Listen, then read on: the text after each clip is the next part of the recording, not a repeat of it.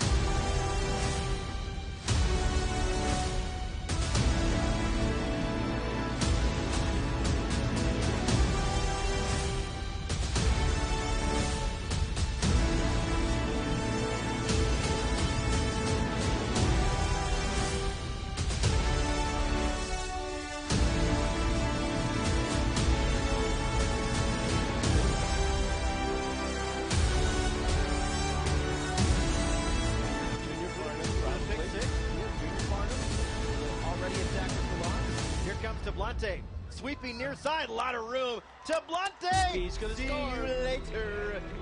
To Blante, a 29-yard touchdown run.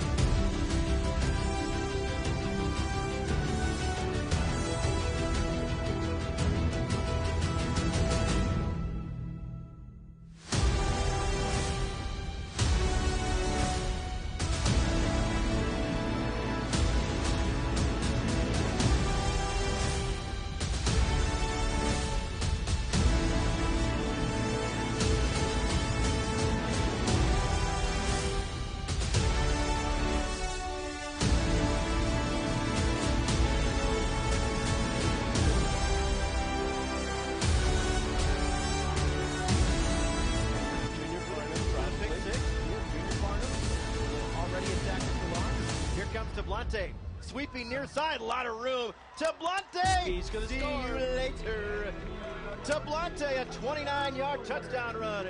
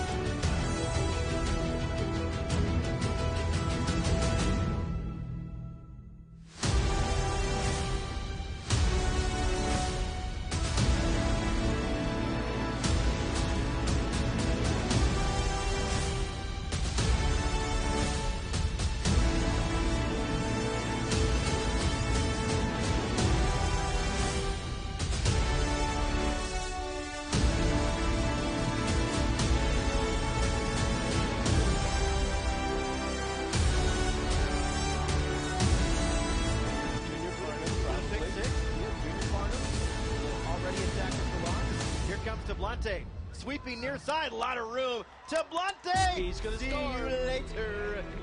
To Blante, a 29-yard touchdown run.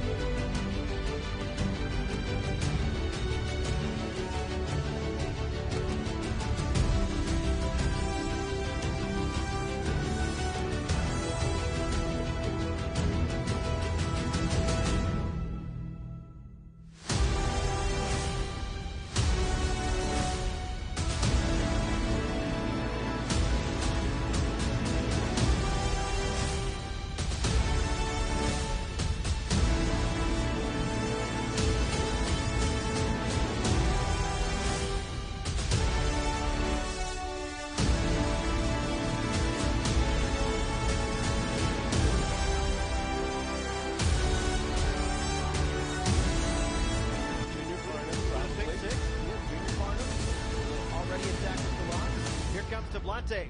Sweeping near side, a lot of room to Blante. He's going to see score. you later.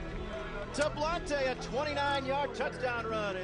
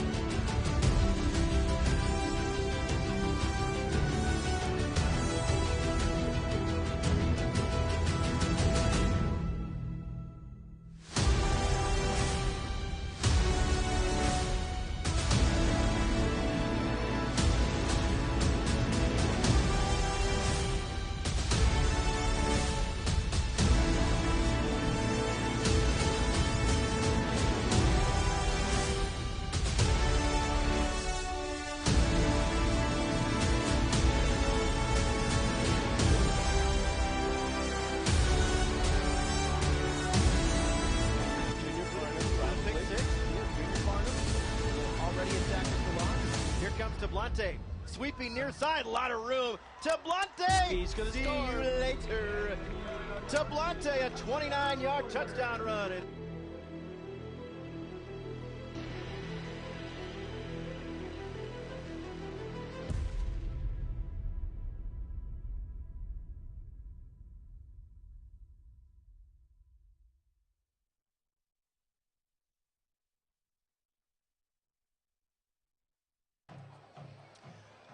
All right, as you see, we are in Quincy, home of the Blue Devils. Golden Warrior football here on goldenwarriortv.org. Jim Spencer along with Elroy Wild and Matt Gingrich.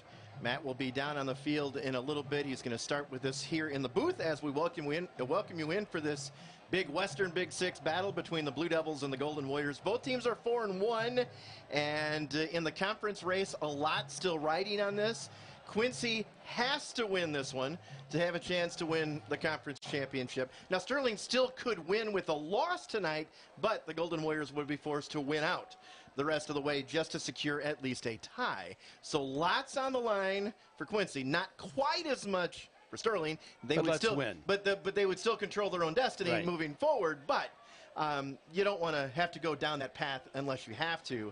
And a great matchup between offense and defense. The best defense in the conference, Matt, the Golden Warriors, against the best passer in the conference in sophomore Braden Little from the Blue Devils. Yeah, and an improved Quincy team from the last couple of years. And, you know, they've got some guys, but more importantly, they've got some dudes, too. Yeah. The difference, you know, the dudes are a little better than guys, but plenty of offensive weapons for Little to look to, and I've been impressed with what I've seen from them on tape. Yeah, in conference play, Little is averaging upwards of 270 yards passing. He's not a big kid. He's not small. He's strong.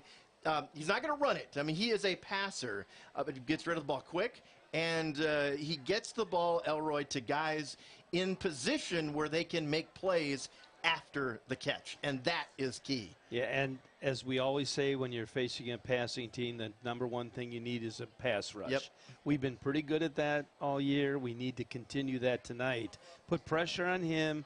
The guys in the back might get a pick or two if that happens. He did throw 3 interceptions last week at Galesburg, did Braden Little, but it was raining. The weather was not good, but right. They ran the ball really effectively last week. So this, Matt, is not at all a one-dimensional team. They've got the ability to do it on the ground and through the air. Yeah, definitely, with Rice and Douglas, 2 very fine running backs that contributed greatly last week to that win in Galesburg. So yeah, not only the passing game that you have to watch out for, but they'll chew up some yardage on the ground as well. Sterling, speaking of chewing up yardage on the ground, of course they would like to do that if they could, but they won't make themselves do that if they can't. And they've proven that Sterling can be, Elroy, multifaceted too this year with the 2-headed quarterback monster of Cale Ryan and J.P. Schilling. Yeah, Schilling and Ryan, as you said, they like to run the ball, but they still can pass the ball. Schilling is a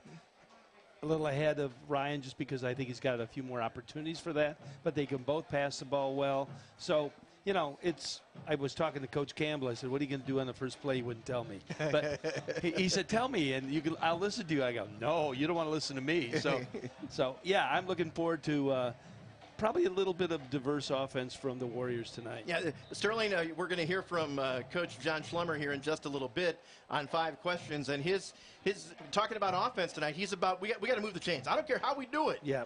We got to move the chains. If ideally, move the chains, keep Quincy's offense off the field. Well, that's probably your best well, I shouldn't say your best defense because our defense is pretty good. There's no doubt. That's one way to play really good defense, by not letting them have the ball. Yeah, I'm really interested. Sterling's defense, is just dominated the opposition during conference play. Against St. Francis, against a team with Quincy doesn't have quite the weapons that St. Francis had, but similar. Sterling struggled with those athletes. I think how Sterling's defensive athletes match up with Quincy's offensive athletes, that's going to tell the story of this game. I'm interested to see how Quincy handles Kendrick Muhammad and Christian Beasley, both of them, because you can't double team both of them because that'll leave opportunities for other people to contribute. But those guys have been a headache for a lot of other teams, and you're going to have to pick your poison, which one you want to double. Yeah, it's going to be interesting tonight. A beautiful night, not a cloud in the sky right now, about 66, 67 degrees. It's going to cool off a little bit as the night goes on, but it's going to be fun. 4-1 against 4-1, both teams eyeing a spot in the playoffs, and both teams still have Western Big Six championship on their minds, and one's going to be really happy after tonight. Yes. The other is going to be thinking about, well, what do we have to do now? What's next? Sterling does not want to be that team. So it's homecoming next week. It'd be nice to move into homecoming week with a victory here on the road after a long trip. If you're going to travel 3 hours to play a football game, you might as well go ahead and win. Yeah, right? absolutely. All right, so Sterling and Quincy are going to kick it off here in a little bit. We are going to take a break right now here on the Sterling Main Street Golden Warrior pregame report. When we come back, we've got, of course, we've got a Know Your Warriors feature coming up. We've got Coach John Schlemmer. 5 questions with Coach Schlemmer coming up, and we've got the starting lineup for the Golden Warriors. They will introduce themselves here in just a little bit. That's all coming up here on the Sterling Main Street Golden Warrior pregame report. We'll be back to Quincy to bring you football here in just a little bit. Stay tuned, folks. Sterling Main Street reminds you that you can find it all in downtown Sterling. Enjoy a bite to eat. Grab a latte at Airplay Espresso and Bakery. Spruce up your wardrobe at UOI Boutique. Catch a movie at the Sterling Theater. Get pampered at Merle Norman. Or just enjoy the history of the architecture and the stories behind the murals throughout the downtown. There's something for everyone. Sterling Main Street has been on a mission to enhance our downtown for over 15 years. Learn more about that mission at sterlingmainstreet.org. What is it about wood floors that make people proud?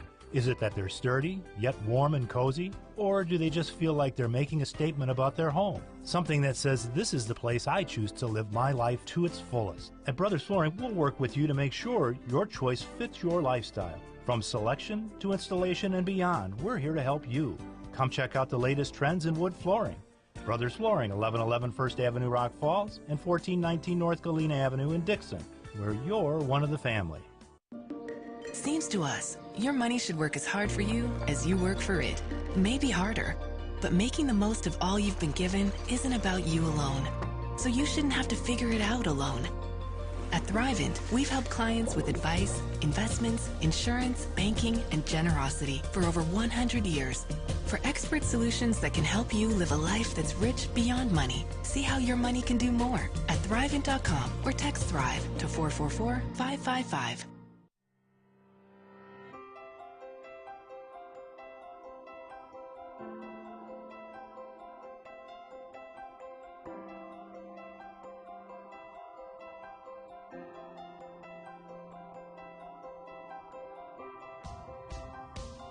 A teacher.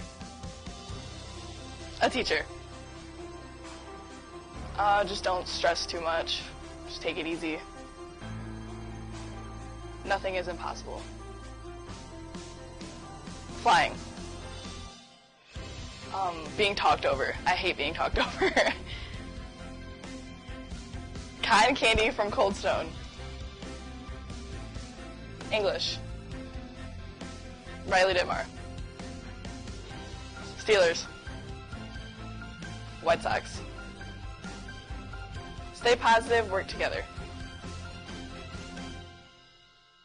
Hi, I'm Dirk Meminger, President and CEO of Sauk Valley Bank. As a locally owned and operated bank, our team includes a lineup of local talent from across the Sauk Valley area. Our team is the backbone for all that we do. So here are a few members of our all-star starting lineup.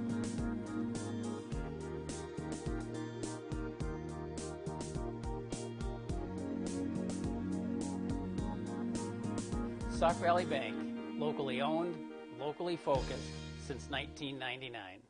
Come home to Candlelight Inn, located in Sterling, Rock Falls, and Clinton. Delight in our mouth-watering starters, delicious dinners, or our home-style meals. Candlelight Inn serves it up fresh every day. Try our delicious original or buffalo-style Chicken George, the hand-dipped delicacy that everyone is talking about. Whether you're dining in or using our convenient drive-thru, curbside pickup, or delivery, serving your appetite has never been easier. Fresh quality comfort food from Candlelight Inn in Sterling, Rock Falls, and Clinton.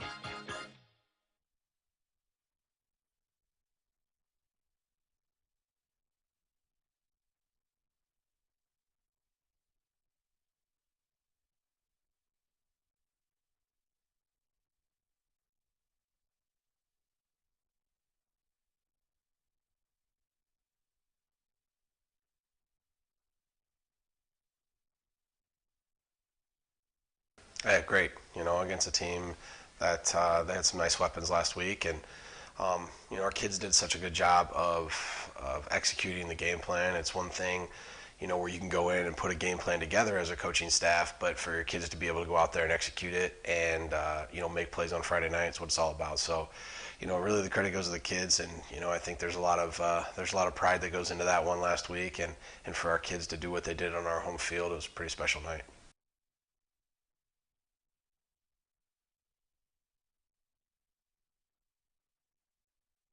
Yeah, we haven't changed anything the last time that we went there. You know, we might stop and, you know, get out of the bus and have a sandwich real quick about halfway there, and then hop back on. And you know, it's an hour difference from, you know, some of the places that we go, so it's not completely, you know, foreign, and we're lucky enough to travel the way that we do. And you know, we have charter buses, so our kids can get comfortable, they can watch a movie, kind of relax, and you know, and it's something that, yeah, you know, our kids are aware of how long the trip is, and it's a long ways away, but they've had to do it before coming here. And the last time we got on a bus and went down there, we played pretty well and we won a football game. So the expectation is that. I can tell you the bus ride home will be a lot more enjoyable if we go down there and play the way we're capable of. So that's kind of the intention. And you know, we're going to get home a little bit late on Friday night or Saturday morning, but that's okay. You know, for football, it happens once every 2 years that we travel down there, and they have nice facilities. They have a really good team this year, so it should be a fun one.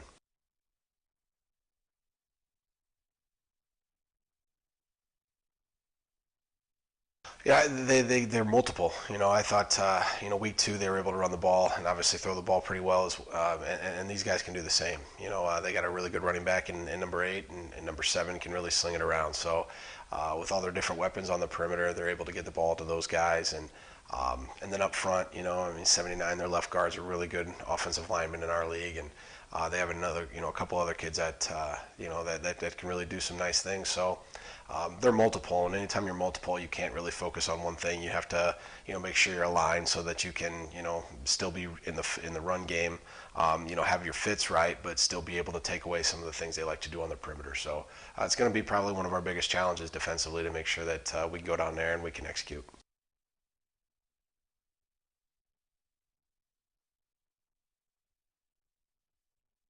He can sling it. He can really throw the ball, and he's got really good kids. I'm sure he'd be the first to say. They have some nice athletes on the perimeter that are able to go up and get it, and even sometimes short passes for them can go for a long way because they got some really good athletes in space. So our kids are going to understand that we can't let things get behind us and can't let things get over the top, and we have to be fundamentally sound.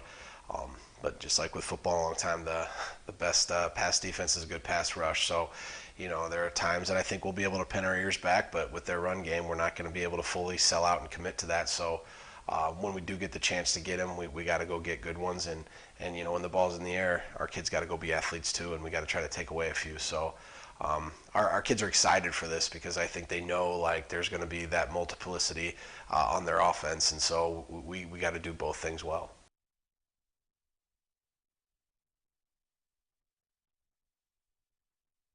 We got to move the chains, and talking to Coach Campbell, it's just about how we're going to do that. It doesn't matter if we run the ball 3 downs in a row or 4 for that matter, but or we throw the ball on first down and we can keep moving the chains and keep the ball in our hands. And but when we have to make sure that it counts when we have the ball. We got to go down and get points. We can't have empty possessions. We can't have 3 and outs. We can't turn the ball over. Obviously, when the ball's in our hands, we got to go make them count, and we got to make them count early. And so.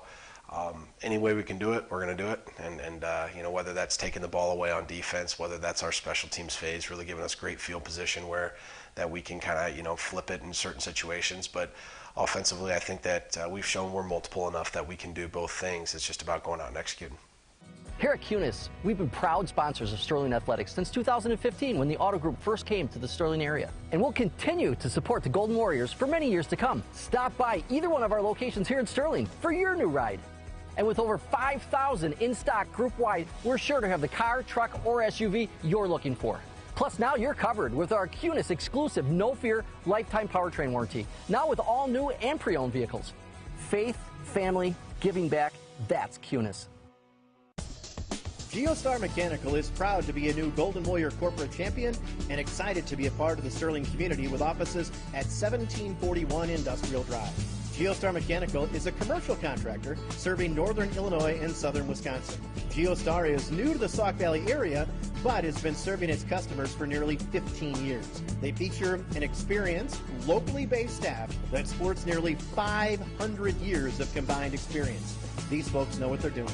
Whether it's heating, cooling, refrigeration, plumbing, electrical, or building automation, GeoStar does it all, including kitchen service for local restaurants like Angelo's. To learn more about all the services GeoStar Mechanical has to offer, visit geostarinc.com.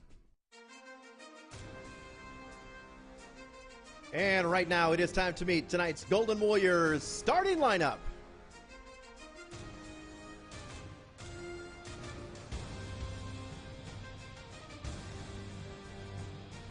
Lucas Austin, Jr., Chandler Middle School. Anthony Spears, Senior, Chandler Middle School. Chase Ulrich, Senior, Chandler Middle School. Christian Beasley, Senior, Chandler Middle School. Troy Hernandez, Senior, Chandler Middle School. Justin Knoll, Senior, Chandler Middle School. Caleb Gerber, Jr., Chandler Middle School. Tony Tabante, Senior, representing Franklin Elementary. Tommy Tate, Senior, Chandler Middle School. Joe Marsherato, Senior, Chandler Middle School. JP Shine, Senior, Chandler Middle School.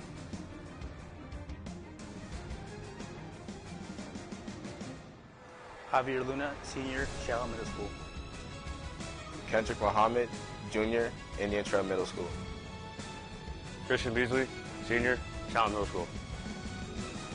Mason Edmond, Junior, Shallow Middle School. Kale Ryan, Senior, Lincoln Jefferson Elementary. Tony Tabante, Senior, represent Franklin Elementary. Lance Wren, Senior, Shallow Middle School. Isaiah Mendoza, Junior, Shallow Middle School. JP Schilling, Senior, Shallow Middle School.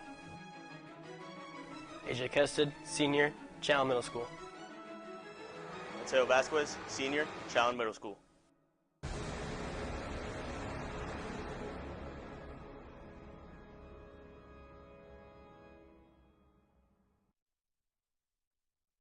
Soar to success at Sauk Valley Community College.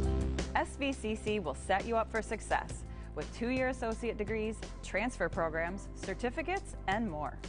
Want to learn more about Sauk Valley Community College? Join us on Monday, October 10th for Explore Sauk.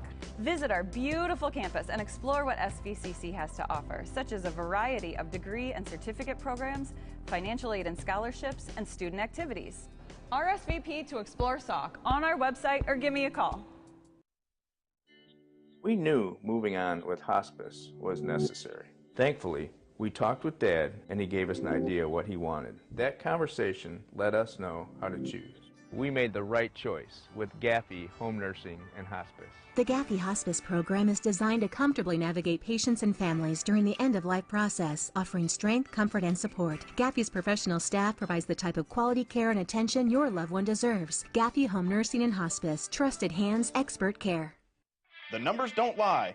Customers love the all-new Dixon Ford Volkswagen's way of doing business. Our sales, service, and customer satisfaction numbers are at all-time highs, and current market conditions have made it a once-in-a-lifetime opportunity to trade for little to next to nothing. With more inventory on ground than anyone around, you can eye it, try it, and buy it all in the same day. No waiting. Great selection, great service, and great prices. Only at Schreiber Automotive's all-new Dixon Ford Volkswagen.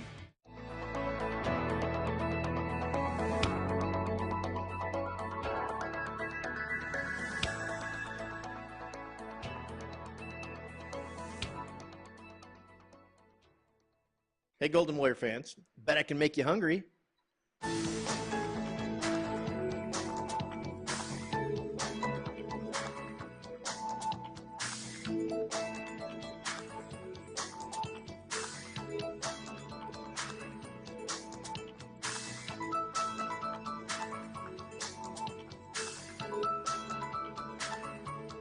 Told you, I win.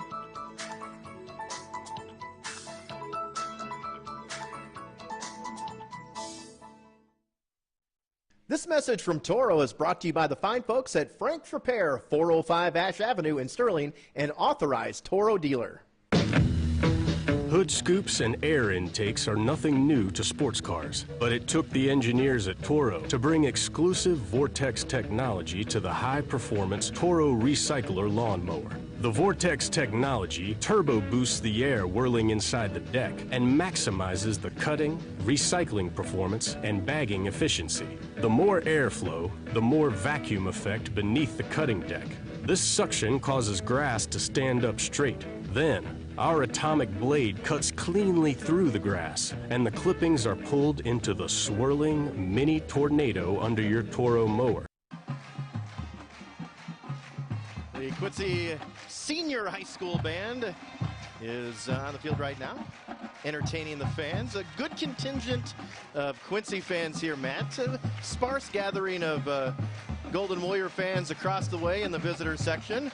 One would argue that hopefully, they're not here, but hopefully they're watching us on Golden Warrior TV. Yeah, let's hope so. There's about 50 Sterling fans by my count so far, and like you said, really good Quincy crowd. Not a full house, but still enough. So, Elroy, Quincy won the toss, and I think that if my memory serves me right, Sterling is 4-1, as you saw but they're 0-for-6 on the toss. I think the opposing team has won the toss every game. I'd rather be 4-1 and lose the toss every time. So Sterling going to get the ball first. Yeah. Is that important in tonight's game or not? I think it could be to set the tone. You'd like to get an early lead on them. We've taken them to the woodshed, you could say, the last couple years. So, put a little doubt in their mind, what they remember. You don't want them to get off to a fast start. So hopefully the offense can move it down the field with some purpose here in the first drive. Sterling is 3-0 against Quincy since joining the Western Big Six. Back in 2019, the Golden Warriors routed the Blue Devils 33-19 at Prescott Memorial Field. It was 33-0 heading into the fourth quarter. Sterling subbed out. Quincy didn't. Scored 19 points. Remember that, yep. Yeah, and Sterling, won the game 33-19. During the COVID season, Sterling played here on April the 2nd, 2021. Sterling won that game on Good Friday night. 28-7 was the final score in that one.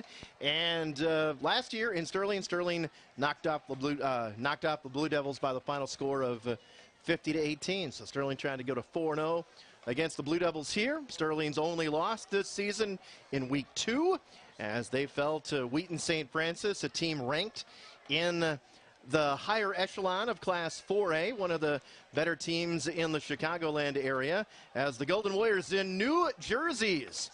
Those new jerseys, white jerseys, gold numerals trimmed in blue. Cale Ryan, Christian Beasley, Tommy Tate leading the way as Sterling takes the field here at Flynn Memorial Stadium in Quincy. So 64 degrees is the game time temperature.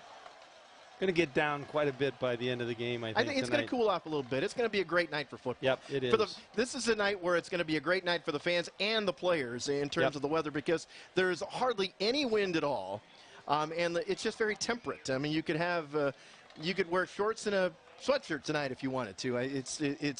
Or just a short sleeve shirt and jeans, or whatever. You got to pick 'em night in terms of your attire. It's a great night down here in Quincy. Quincy will be taking the field here shortly, and then the Golden Warriors will be receiving the football. Mentioned Sterling's only loss back in week 2 to Wheaton St. Francis, 35-27. The only loss this season for Quincy was in week 3, first game of conference play, as Moline defeated Quincy 34-20.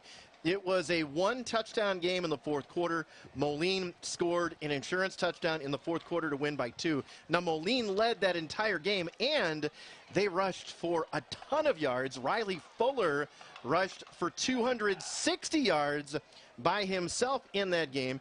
And at times against some teams and some backs this year, Quincy has had trouble stopping the run. Right, they're one of the lowest teams in the league. I think they're 8th in rushing defense. And so, you've got to expect us to come out running the ball. I think this will be Sterling's biggest test since the loss to St. Francis tonight. Sterling, the opposition against Quincy is averaging almost 6 yards a carry. Right. That's unusual for a team to be 4-1 when you're giving up 6 yards a chunk on the ground. So let's see if Sterling can take advantage of that. On the other side of things, you've got to deal with a pretty dynamic passing game for Quincy and Braden Little. And Matt, they can do it in a bunch of different ways. They've got guys on the edge and guys out of the backfield. I mean, they've got some pretty intricate route combinations, and Coach Little does a great job of scheming receivers open and giving them a chance to make plays with the ball. Yeah, and I think that they'll try to get the ball out of Little's hands quickly so that he doesn't have to deal with the likes of Christian Beasley and Kendrick Muhammad and company living in the backfield as they've done the last couple of weeks. Well, we'll see how Sterling handles itself on the edge, defending the receivers for Quincy, because as Quincy takes the field here, we'll probably get the game kicked off around 8 o'clock or so at the rate that we're on right now. But Sterling has kind of allowed teams to take the perimeter game, the dinks and the doinks and the short passes, that sort of thing. I don't know if you can do that against Quincy. I think because if they catch it in those areas, their athletes are good enough to break them and beat you with those particular kinds of plays. Exactly. I think Sterling's defenders have got to get up in their face and guard them from the line of scrimmage. And I think they're, as you said, they want to get rid of the ball quickly because they know our rush is coming. So it's going to be, we kind of know that they're going to throw it quick, and we, see how we respond to that. Gang, it's just a great night down there, isn't it? It is beautiful. A little on the cool side, but as you mentioned a minute ago, no wind whatsoever. It's a perfect week 6 night for high school football. The new Sterling uniforms are great. They look nice. I do have a bone of contention to pick in that anytime that you have light on white, you need a little bit more of a dark border around the numerals, so the numerals pop to the fans, which is the reason that you wear a number in the first place. So I do believe it's Otten's back deep for the Golden Warriors, standing inside the 5. It is, yes. And here we go. Justin Beaver, B-E-A-V as in Victor, E-R, to kick off, a junior for Quincy. He has been Quincy's kicker since he was a freshman. And this Western Big Six battle is underway. Otten's from the 10. And Otten's a hit, and he's going to be, the whistle's going to blow before he goes down around the 25-yard line. So Sterling's offense under the direction of one of 2 quarterbacks. We'll see who they run out here. Sterling does not decide. They kind of wait and decide depending on the toss as to which offensive crew they're going to throw out there. But we do know, Matt, the guys up front from left to right are going to be Austin, Spears, Ulrich, Beasley, and Hernandez. J.P. Schilling will get the start at quarterback, and Kested is in the backfield with him. So here we go. First play of the game, Sterling from its own 25-yard line, and it is going to be a take and a handoff. A.J. Kested is going to be hit in the backfield and dropped. 56, Karan Banks in on that stop. I know that's one of the players that our coaches thought highly of going into this game. So 2nd and 11 after the 1-yard loss for A.J. Sterling now from its own 24-yard line. Fake jet. Schilling's going to run, and not much as he tried to get off left tackle. They read that well. The jet didn't fool him much. Sterling's offense is averaging 247 yards rushing and 98 yards passing. Sterling has the #1 ranked scoring offense in the conference and the #1 ranked scoring defense in the conference. In a couple of games, though, we've started slowly, so let's see if we can get this long 3rd down here. 3rd and 10. Schilling has time. It's going to pop fly deep down the field. Got a man. It's overthrown and incomplete. And it'll be 4th down. Sterling goes 3 and out. Mateo Vasquez, the intended receiver. And Sterling runs 3 plays, 2 short runs, and an incomplete pass. And it will be 4th down. And Justin Knoll will come on to punt early in this one. Not the start you wanted, but now your defense gets an opportunity to strut its stuff here on the road. Yeah, a little disappointing there. We did nothing on offense that first time.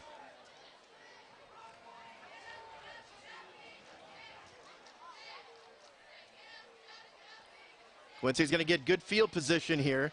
The kick from Null is high. This is a good one. It's going to bounce and take a little bit of a Sterling roll inside the 40 and be down at the 39. The -39 for Quincy. So Sterling will go on defense here. Scoreless tie. We're about 90 seconds into the opening quarter. Like you said, let's see if the defense can pick up the offense here. Pretty good field position for Quincy. And like we said, they love to throw the ball. Under the direction of sophomore quarterback Braden Little. 35-yard punt for Null. Handoff, Douglas turns the corner. Cale Ryan runs him down from behind, but not before Brian Douglas, the senior, 5'11", 214 pounds, their leading rusher, averaging 7 yards per carry, upwards of 500 yards rushing on the season, and he scored 7 touchdowns. Nice to see Tommy Tate back out there for the Warriors. Wearing number 1. He is back, but Mason Emmon, who played well in his stead at linebacker, is out with an injury today. So he is unavailable on offense and defense. So it's going to be a toss. And Sterling is going to blow this baby up. It's going to be a big loss. Back to the 40-yard line. Beasley was the first Golden Warrior to get there, and then he got some help from the posse. Lance Wren also in on that stop as Beasley held up Douglas, and then Wren lowered the boom. Kind of a weird little pitch there. And like you said, Beasley was right on it, and Wren was the exclamation point. Loss of 3, 3rd and 9. Passing situation here for Quincy. What is Caleb doing? Clock rolling here. They do not have play clocks, so we can't update you on that. Play clock just inside of 5. It's a deep ball down the sideline, overthrown and incomplete, intended for Gregory Quince. Quince, the leading receiver in the conference, and Little overshoots him on that one, and both teams go 3 and out on their first offensive possession. You got to be careful with Quincy in punt formation because Little is also their punter. Yeah, it's always, I always like it if it's my team and I've got somebody a skilled position like a quarterback who's the punter. And he often starts in this short formation here. They show an empty backfield. Now he'll back up a little bit. They look to see if they have an advantage anywhere. Sterling has it covered up, and Little will kick. And it's a short one, and Sterling's going to get away from it. The ball is going to roll out of bounds on the near side here. And the official going to walk up the sideline and going to mark it just outside the 35.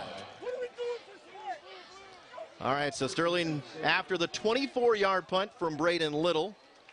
And we'll go on offense for the second time. We expect to see Cale Ryan out there at the quarterback spot. And it will be with Tablante in the backfield. Also in the Western Big Six tonight, Galesburg is at Rock Island, Geneseo at Alleman, and UT is at Moline. Sterling and Moline tied for first place in the conference at 3-0. And whistles blow this play dead. Sterling must have moved. The timing was off on that one. Just looked a little off. And it will cost Sterling 5 yards. I didn't see who moved, but there was something amiss right from the beginning there. So Sterling 1st and 15 from its own 30-yard line now. And the Golden Warriors back up to the line of scrimmage with trips to the left. Tablante in motion. They're going to run. No, they're going to fake the pass out there. Cale's going to run. Cale Ryan off to the races to midfield. Foot race. Cale Ryan. He's going to win it. He gets those Jets going, he's unstoppable. It's a touchdown for Cale Ryan. A run of 65 yards, and Sterling takes a 6-0 lead. Matt, it takes him a while to get to full speed, but when he does, he has got some wheels. And he took contact, too, broke a couple tackles before he got loose and took it all the way to the house. And Quincy's got an injured player down back near the original line of scrimmage. So Cale Ryan has a 68-yard touchdown run this year, and now a 65-yarder. You know, Cale's adrenaline was flowing a little bit because he got a chewing from Coach Schlemmer regarding something on defense, and I think Cale had the adrenaline going. Let me check my math here. Because of the drive started at the 35 after the 5-yard penalty. I glanced at the yardsticks to when I called the distance of the play. So it was a 70-yard run, 70-yard touchdown run for Cale Ryan. Here it is, as the injured Blue Devils still being tended to. Again, at that point right there. They're even with him, but not anymore. Not anymore. I'm telling you, he has, when he gets going full speed, that young man doesn't look like he's got quicks like that, but he does. Power and quickness. And he was outrunning some pretty fast kids, too. Yes, there's no doubt about that. Absolutely. The injured Blue Devil is 44. That's Max Wires. Still down on the turf. So we're going to go ahead and step aside for a timeout before the conversion.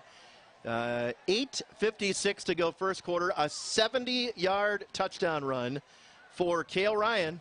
Actually, they've got wires up. We'll go ahead. He's sitting up now. So we're going to go ahead and step aside for this timeout. This is Golden Warrior football. Here at Cunis, we've been proud sponsors of Sterling Athletics since 2015 when the Auto Group first came to the Sterling area. And we'll continue to support the Golden Warriors for many years to come. Stop by either one of our locations here in Sterling for your new ride. And with over 5,000 in stock group-wide, we're sure to have the car, truck, or SUV you're looking for. Plus, now you're covered with our Cunis exclusive no-fear lifetime powertrain warranty. Now with all new and pre-owned vehicles. Faith, family, giving back, that's Cunis.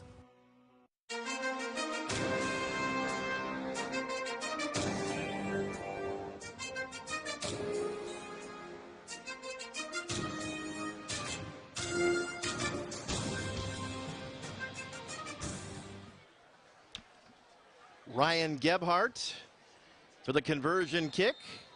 He's 18 for 22 this year. Otten's to hold it, trying to make it 7-0. And the kick from the freshman is up, and it is good. So a one-play, 65-yard touchdown drive on a 70-yard run. Do the math. That doesn't sound right, but it's true. Sterling on top 7-0, and the Golden Warriors will kick it off next. Hi, I'm Dirk Mettinger, President and CEO of Sauk Valley Bank.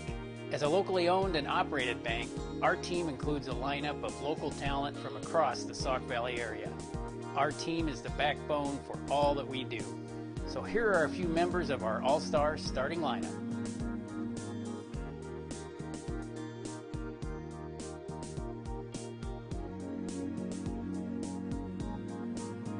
Sauk Valley Bank, locally owned, locally focused since 1999.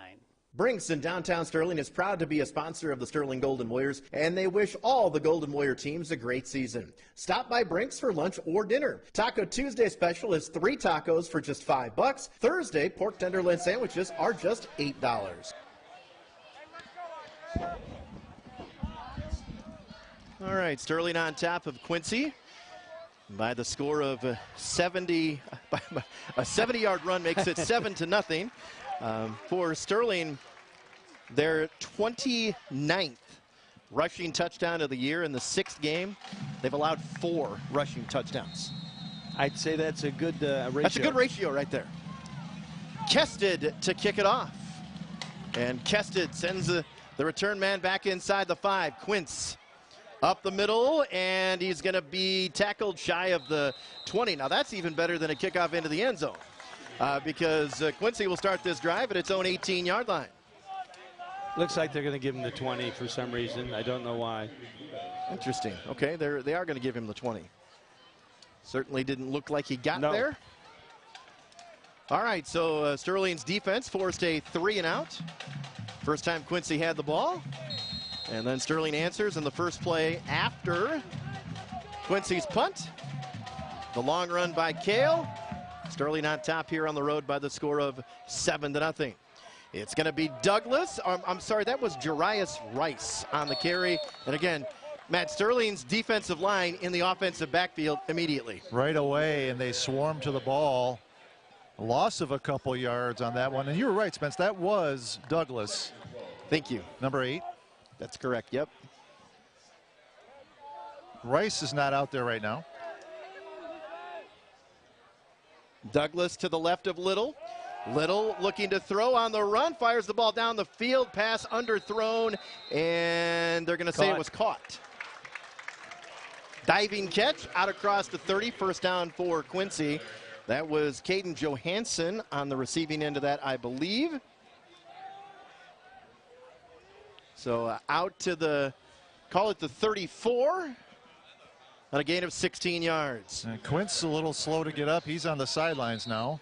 He's not off the sidelines, so we're going to stop play for a few seconds. Quince was banged up last week at Galesburg. Matt, he's the one that caught the ball, right? Yes. Yeah, because we couldn't see because of the players on the sideline here. Yeah, he had to go down low to get that one. And then he was slow to get up, but he's off the field now. First down. And handoff. It's Douglas. Out across the 35 to the 36. Looked like Wren and Tablante were in there.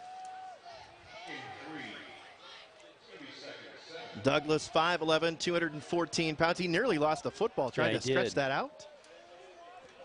Second down here. 2nd and 7. Little, quick pass near side. Johansson makes the catch, makes the move, and he's got a first down just shy of midfield. A.J. Kested makes the tackle. We said that's what they were going to try to do, quick passes, and that's the last two. That's what they've been. Johansson, a sophomore, making the catch. Quince, the leading receiver for Quincy, coming in with 21 catches. For Johansson, that's his 6th of the year. That's Rice in there now. And Jarius Rice, another sophomore. Sterling won the Frost-Off game earlier today by the final score of 18-14, but a lot of the best players, a lot of Matt Quincy's best players are in this sophomore class. Yeah, including Little and Rice. And Johansson. And there was one more that, and Tykel Hammers, who will undoubtedly see at some point here. Little wants to throw, gets rid of it quickly into the flat. Pass is caught, and right on cue, Tykel Hammers makes the catch up the Sterling sideline, down inside the 35 to about the 33. Hammers with his 21st catch of the year. Little has a nice release and gets rid of it pretty quickly, as he did on that pass. Coach's son, Rick Little, the head coach of the Blue Devils. Braden Little, his sophomore son. Saw time on the varsity last year as a freshman. Screen pass set up, and it is going to be Douglas rumbling and getting a first down before he trips and falls inside the Sterling 20. And that's taken advantage of. Beasley loves to get upfield, and he was coming. And they get the screen set up. Some nice blocking out front of him. Tried to cut back and kind of slipped there. He might have gone a little bit further. So now Sterling has got to stiffen up here as they're getting inside the 20. First time Sterling has allowed the opposition to get in the red zone since the Geneseo game. I'm sorry, since the Galesburg game a few weeks ago. Douglas gets the carry, and Douglas tries to bounce it out left and gets positive yardage down close to the 11 before he's dropped. Impressive drive here for Quincy, trying to answer Sterling's quick score. Line of scrimmage now the 10. It'll be a 2nd down and 3 for the Blue Devils. That play started to the right, and Douglas cut it back to the left. Made a good move and took it for 10 yards. Little looking to throw into the flat, got a man. Hammers makes the catch, cuts back, and tackled at the 4, 1st and goal for Quincy. Watch this. He's making this pass. I don't know if we'll be able to see this. He's making the pass before Hammers is even in his break. Hammers hasn't turned yet. Now he just turns and the ball's there. Yeah. I mean, that's next level stuff right there. Yep, that's good stuff. Sterling has gone 9 consecutive quarters defensively without allowing a point. Back-to-back shutouts against Galesburg, against Alleman and Geneseo. Play action pass, Little, off the mark, intended for Hammers. 2nd down, goal to go. J.P. Schilling comes up, makes the play. And 4:42 to go, first quarter. Sterling on top, 7-0, but Quincy with an impressive drive. It has given them 2nd and goal. 10 plays and 76 yards on the drive here for Quincy. Yeah, this is a good offense. We're going to have to play our best.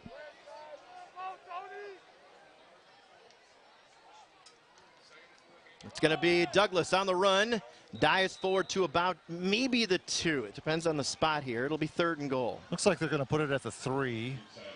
So 3rd and goal from the 3. Douglas has put the ball out there a couple times trying to stretch it out, and That can be a dangerous thing. Yeah, maybe Sure we can. hit it out of his hands there. All right, can Sterling make a stop here? I would think they're going to pass on this down. Quince is back in there. Yep.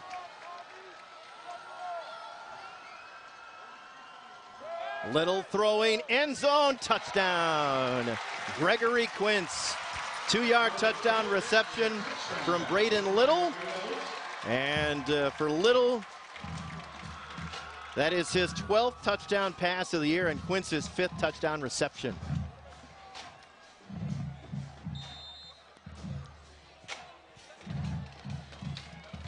Yeah, Quince is averaging over 60 yards receiving a game. And Justin Beaver with the extra point. We're tied 7-7, 12 plays, 80 yards. The touchdown drive for Quincy. 7-7 your score. Golden Warriors will get the football when we come back next. We knew moving on with hospice was necessary. Thankfully, we talked with Dad and he gave us an idea what he wanted. That conversation let us know how to choose. We made the right choice with Gaffey Home Nursing and Hospice. The Gaffey Hospice program is designed to comfortably navigate patients and families during the end-of-life process, offering strength, comfort, and support. Gaffey's professional staff provides the type of quality care and attention your loved one deserves. Gaffey Home Nursing and Hospice. Trusted hands, expert care.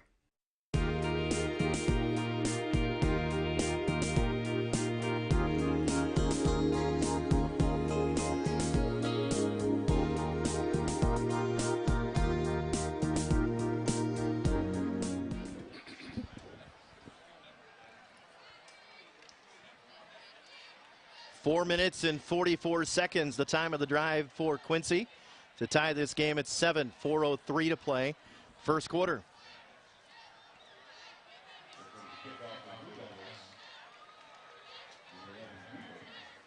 So Justin Beaver to kick it off for Quincy.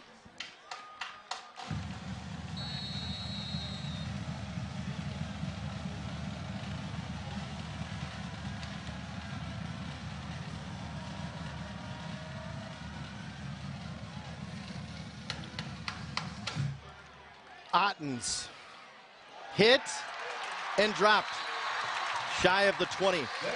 Sterling's got a long field to work with, but Quincy had a long field to work with, and they went 80 yards for a touchdown. So we're tied at 7, and Sterling will bring its offense back on the field. Kind of an interesting statistic. Quincy has outscored its opponents 72-20 in the first quarter, so they're used to getting off fast.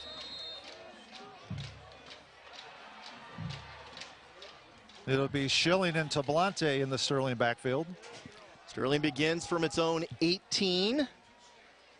7-7 here in the first quarter. Tablante, big hole off the left side, and he gets through it. Quickly across the 20 to the 25, about 7 yards for Tablante. The leading rusher in the Western Big Six this year has had a tough time getting going this year, has been banged up a little bit, playing more on defense. He's due for a big game. Got 7 yards there. 2nd and 3. And Schilling is going to keep and run. Schilling turns the corner. First down. Dives out close to the 40. The Golden Warriors in 2 plays have moved the ball out close to the 40 after starting inside of their own 20.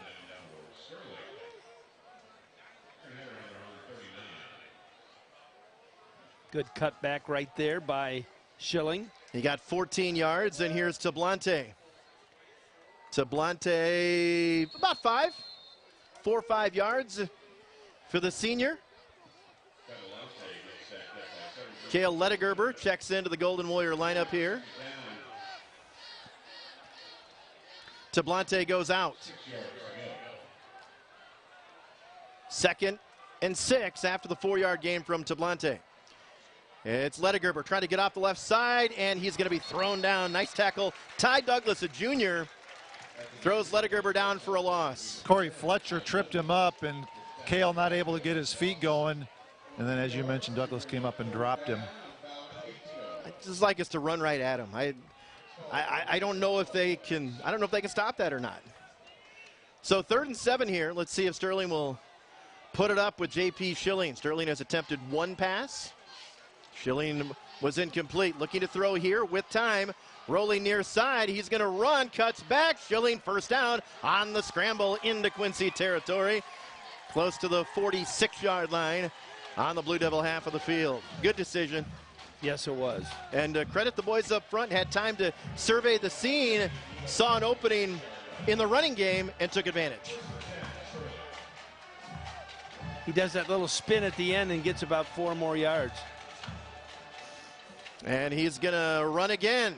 And he's going to be tackled after a gain of maybe 2. I think they're going to give him the 39. Second down and 8 for the senior.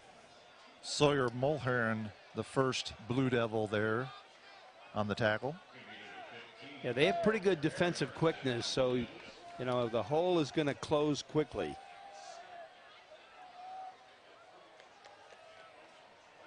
Play action over the middle. Tablante goes up, makes the catch. First down for the Golden Warriors, and we are approaching the Grizzly Garage Door red zone as Tablante makes the catch. Nice pass by J.P. Schilling. What a nice throw and catch, like you said. A little bit of fake there, gets back here, right over the middle. Tablante with a great catch. 26-yard line. Tablante's got a hole off the left side. Good blocking up front. That left side, Spears and Austin over there. They caved that, and Tablante saw it. Watch. And Beasley actually pulling out there. Helped out. Yeah, so that was a good block. pull. Yep. Lock down and kick out is what they did there on that play. So here's Tablante. Tablante close to first down yardage on the second down play. Sterling will not have to run another play here in the first quarter if they don't want to. And what do you think, Matt? You got an angle or not? I'm sorry, Jim, what was that? Got an angle on that or not? What are you thinking? I think we're going to run a play here. Oh, is it a first down? Oh, no. It's real close, but just short. Okay. Well, maybe they're going to measure. Here we go again. They are going to measure. And you can tell from where you're at that it's short. Now, it isn't on a yard, it isn't on a hash mark. It's very close, though. Okay. We'll stretch it out here. Oh, no, by the way, we are in the Grizzly Garage Door red zone. Let's hear it right now, Kyle. Sterling just short. Sterling in the Grizzly. Gentlemen, this is a red zone alert. I repeat, a red zone alert brought to you by Grizzly Garage Door in Sterling. For sales, service, and installation, call 815-495-5556. Make your next garage door a Grizzly. All right, so in the red zone, third and short. The clock should be at about 40 seconds, and it ran down to 27, because they stopped the clock to measure. I'm not sure it really matters that much, but Coach Schlemmer was questioning the time situation.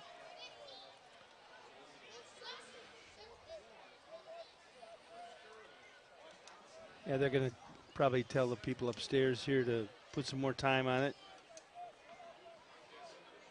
Or not.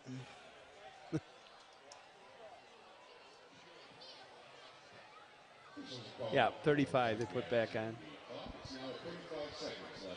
All right, so 35 seconds. Sterling on third and short here. It's going to be Schilling. Lowers his head. He's got it. Didn't need much, but he got it. And that will probably be the final play of the first quarter. Sterling converts on third and short. Yeah, we might run another one. And we do like to go fast. The clock stopped there to move the chains. In the Grizzly Garage Door red zone, line of scrimmage is now the Quincy 16-yard line. Sterling and Quincy tied 7-7 as we approach the 10-second mark of quarter number one. Schilling is going to hand off. A lot of room to run. Lettegerber inside the 5, down to about the 1 or the 2 for Cale Lettegerber on the final play of quarter number one. Lettegerber with a burst Give Sterling a 1st and goal, and we'll walk to the other end of the field. Other end of the field. Sterling will have it 1st and goal when we come back for second quarter action next. GeoStar Mechanical is proud to be a new Golden Warrior corporate champion and excited to be a part of the Sterling community with offices at 1741 Industrial Drive. GeoStar Mechanical is a commercial contractor serving northern Illinois and southern Wisconsin. GeoStar is new to the Sauk Valley area, but has been serving its customers for nearly 15 years. They feature an experienced, locally based staff that sports nearly 500 years of combined experience. These folks know what they're doing. Whether it's heating, cooling, refrigeration, plumbing, electrical, or building automation, GeoStar does it all, including kitchen service for local restaurants like Angelo's. To learn more about all the services GeoStar Mechanical has to offer, visit geostarinc.com. Good crowd here at Flynn Memorial Stadium. We are high above here in the press box. You might see us waving up here. Yeah, I think you do. Very good. And here is the final play of the first quarter.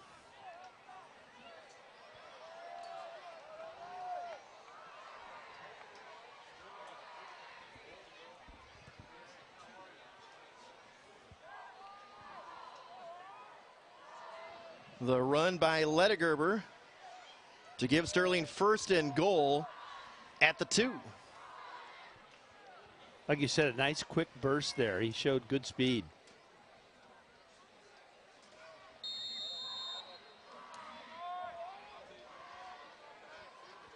And it's going to be J.P. Schilling surging forward, and yes, he is in the end zone for the Golden Warrior touchdown.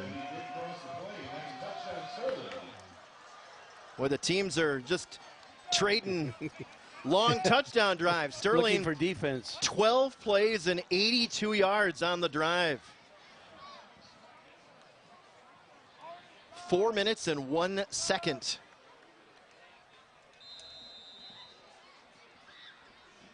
So Gebhardt trying to make it 14-7. And the kick is good. And Sterling does lead 14-7. Sterling had a long touchdown run from Cale Ryan, 70 yards, and now 2-yard run from J.P. Schilling to take a 14-7 lead. Right now, let's take a look at some of the current statistics through one quarter. There you see time of possession so far. Both teams with a red zone conversion. And then we'll take a look at total offense and our rushing yards here and such in just a second. That's all we have for now. So one play into the second quarter, 14-7, Sterling with the lead.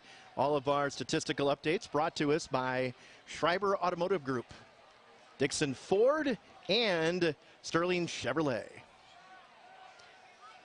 Well, now we've got the Sterling defense has not had that happen to them in a long time. The last drive by Quincy. Well, not since we played Wheaton St. Francis in week 2. So let's see him step up here. We need to, boy, that we let them have quite a few passes in a row there, and they had some runs mixed in too. They're a good offense. Yeah, Little was 6 for 7 passing on that touchdown drive. A.J. Kested is going to line drive this kick, and Quince is sent back to the 1 or the 2. Quince trying to get to the near side, and he's going to turn the corner, get to the 20, and then be ushered out of bounds into the Quincy sideline. So good kick coverage for the Golden Warriors, and a kick that almost sailed into the end zone. Sterling. Vasquez pushed him out there, out of bounds at about the 21. His 23-yard line.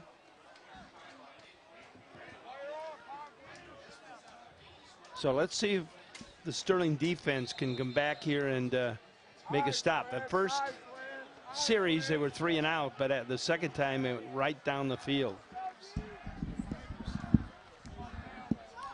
Little throwing into the flat. Quince dropped it. He tried to run before he caught it. Might have been hearing the footsteps of A.J. Kested, too.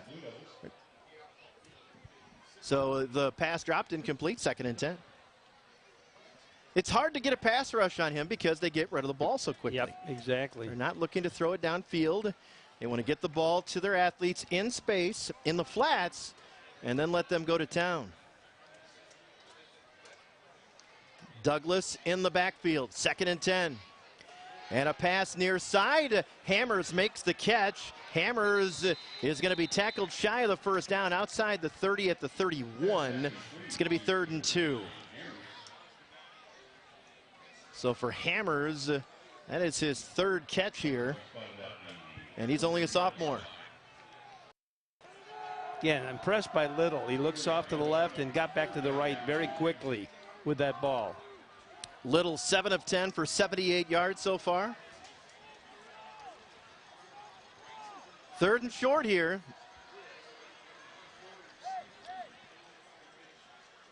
Jarius Rice in the backfield, and they're going to throw it to him in the flat, makes the man miss. First down and more, cuts back, and he is in the clear, but finally drugged down behind as they turn a little screen pass into a big play on 3rd and short. Jarius Rice up the far sideline. I thought he was going to score once he got into the clear.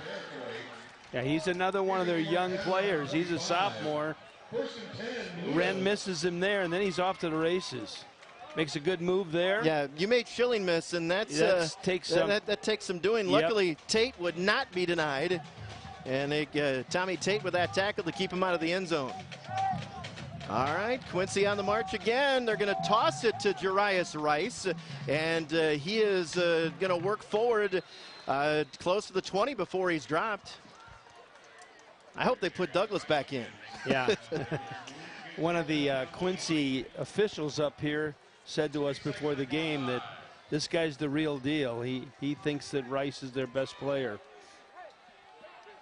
or at least one of their best players. 5-yard run for Rice after the 44-yard pass play on 3rd and 2.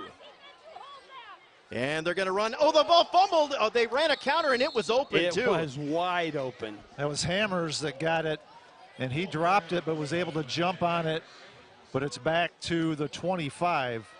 That might have been a touchdown. Yeah, watch this hole. Good play call here. Handoff to Rice. Was that like crisscross counter or whatever they call that? Ottawa used to run that baby all the time. All the time, yep.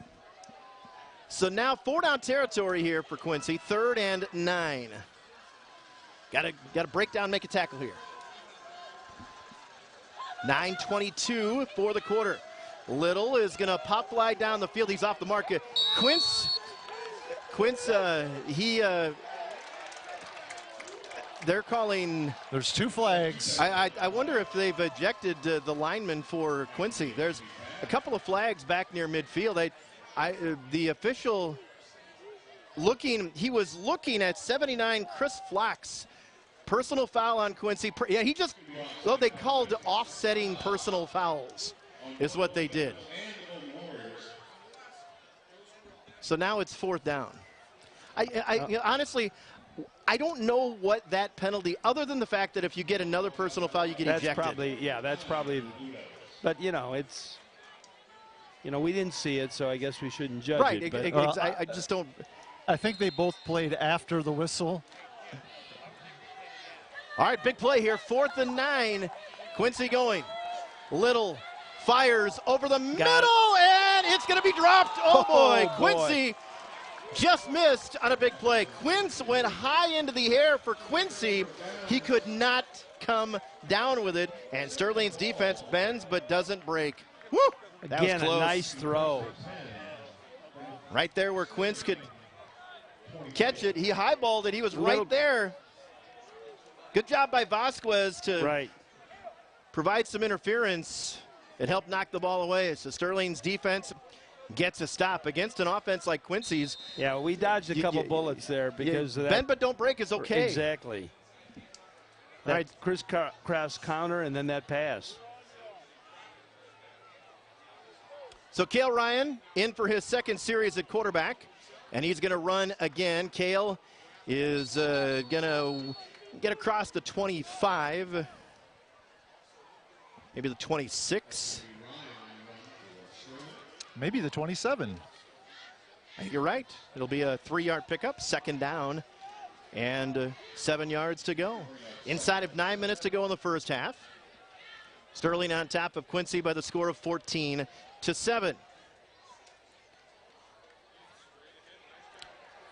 And that running play going nowhere. That was A.J. Kested, the ball carrier. Karen Banks was right in on that play immediately. Yeah, and if he gets his mitts on you, you're not getting away from him.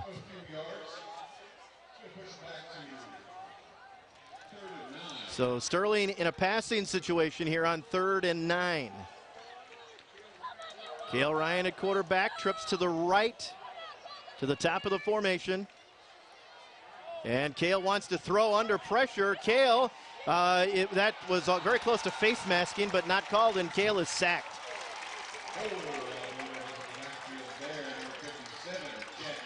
Yeah, Jeff Noble on the tackle for Quincy there.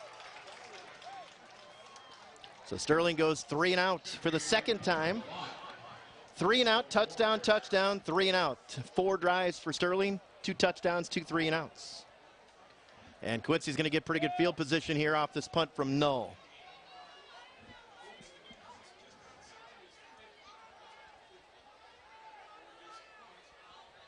Good snap back to Justin, and he sends it away. It's going to bounce and take a Sterling roll inside of Quincy territory. It ends up being a really good punt for Null.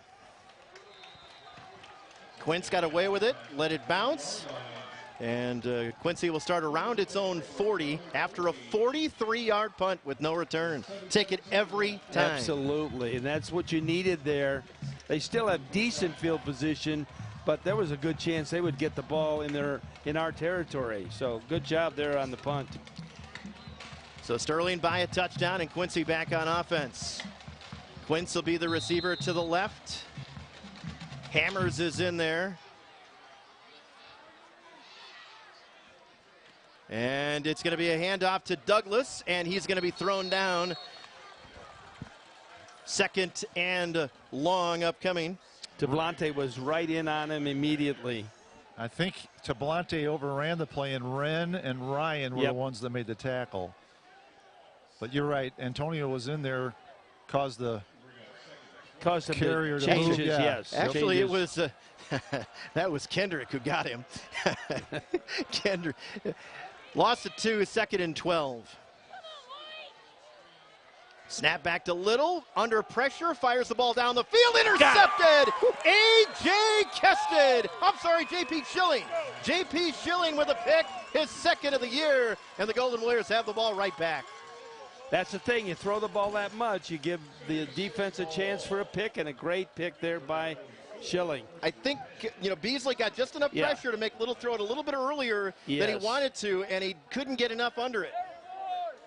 What an athletic play by JP to go back there and then get up in the air and snag that one. 2nd pick of the year for JP. Sterling is now plus 12 in turnover differential here in the 6th game of the year. It's always one of the biggest stats for a winning team is to win that battle. And it's going to be a running play up the middle for Lettegerber.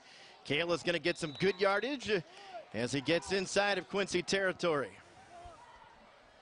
Now the defense made a stop, and the offense will try to give Sterling a 2-score lead here in the first half as we're about halfway through the 2nd quarter.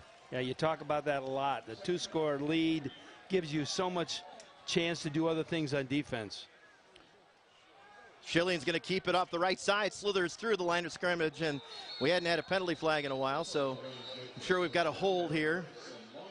Yep. Whitehat hadn't been in the action for a while, so he felt left out. So it's time for him to drop a hanky. That's a biggie because that was a nice run, and it's going to be negated and lose yardage. 2 penalties now on Sterling. Quincy yet to be whistled for a penalty. We did have the offsetting personal fouls. That's true. I mean, we didn't record those statistically.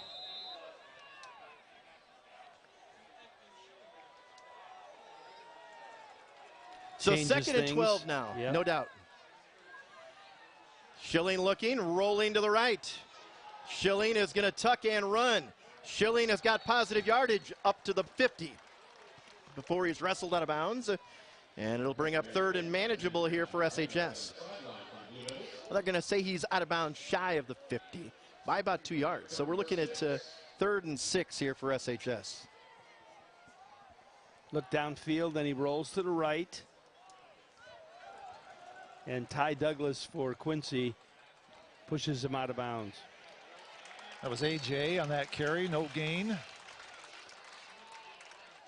So another punt. And he's a little slow to get up.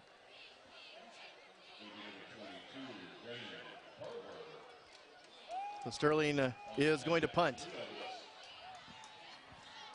Hopefully A.J.'s all right.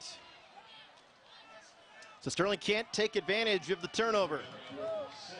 The holding penalty hurt. So Null just had a 43-yarder. Third punt for Justin here in the first half. And the kick high into the air. And Quince is going to let it roll. It'll take another Sterling hop. Inside the 20. Keep going. Inside the 10. It's rolling, rolling, rolling all the way down to the 5-yard line. And Quince has got to, he's got to go get those, doesn't he? That ball rolled 20 yards. A 47-yard punt with no return. And Quincy will start from its own 5. By Null here in this quarter. Good, Matt, good special teams execution. Absolutely. Those were 2 beauties by Null. And Quincy letting it roll a couple times wasn't the best decision. All right, so Quincy will begin from its own 5. They can score from anywhere, though. They've got athletes galore. Little is going to hand off to Douglas. Douglas off the left side, positive yardage to give them some room to operate as he gets out close to the 10.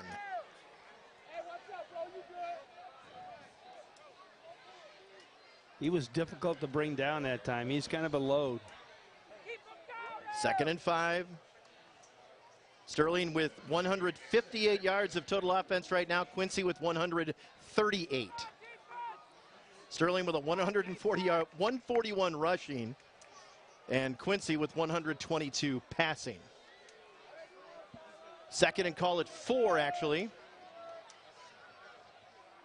And Quincy's going to take a timeout, so will we. 4:10 to go before halftime, before the CGH Medical Center halftime report. Sterling 14, Quincy 7. We're back right after this. At Community State Bank, we engage with our community. Whether you're looking to build your credit or build your business, Community State Bank is here to help. As a full-service bank, we have many services available to help you reach your goals. With our personal approach to service and our helpful bilingual staff in Sterling, banking with us has never been easier. Community State Bank, putting your hard-earned dollars to work locally.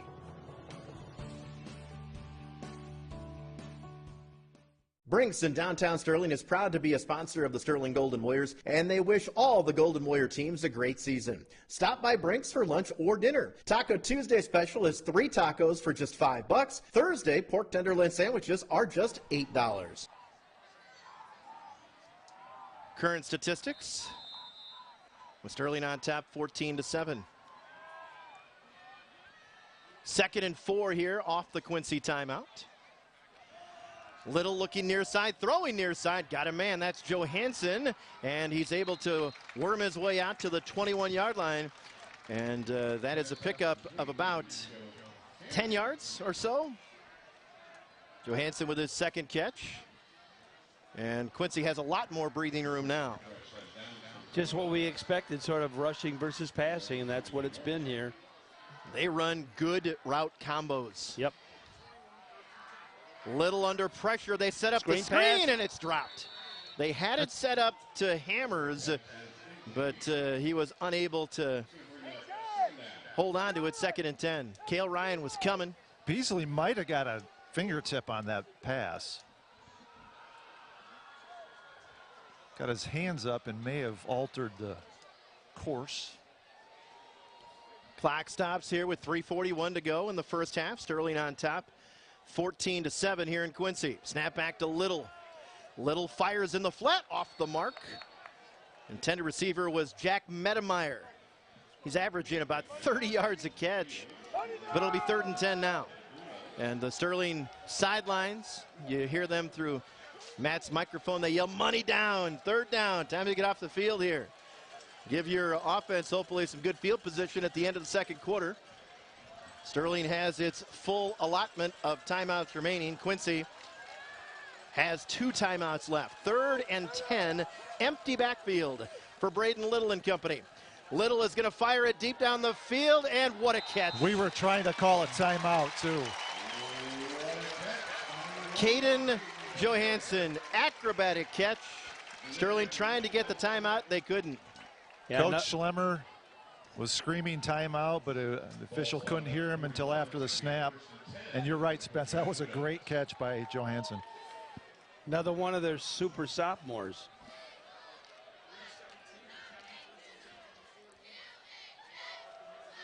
So Douglas, oh, I'm sorry, that is Rice who got free again. Jarius Rice, scary every time he touches the football. Yeah, it looked like we had him right at the line of scrimmage, but no. Right there, and then there he comes, right out of the pile. This drive for Quincy started back at its 5. Now they have the ball at the Sterling 44. Inside of 3 minutes to go first half. Sterling on top, 14-7. Little is going to fire it deep down the field, overshoots everybody, incomplete. 2nd down and 10 upcoming. Little 10 of 18 now for 152. Was looking for Medemeyer that time.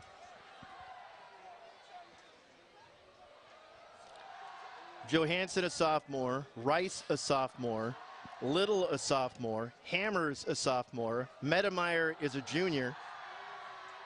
They've got some young dudes on this team. A huge series of downs here. Absolutely. Because they get the ball the 2nd half to start it, the 3rd quarter. 2nd and 10. Little is going to pop it out on a screen pass. Catch is made, and close to 1st down yardage before Rice is finally tackled. And I think he has it. And it is a 1st down for Rice. They're mixing just enough screen passes to try to stop our rush and to use the rush against us, and that's sort of what happened there.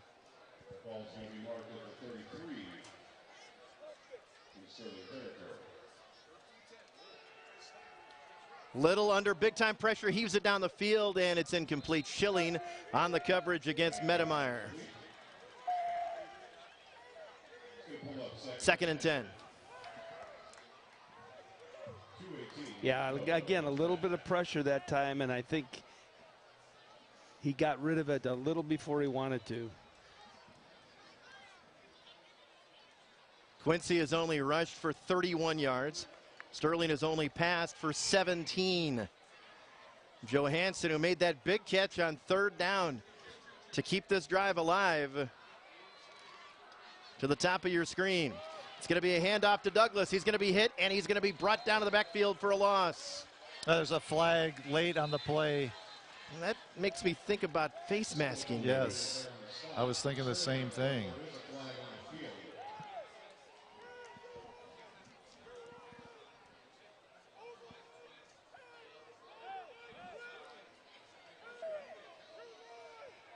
It is face masking. Wren was close, but I 5-yard face mask. Yeah, certainly did not pull it or yank it at all.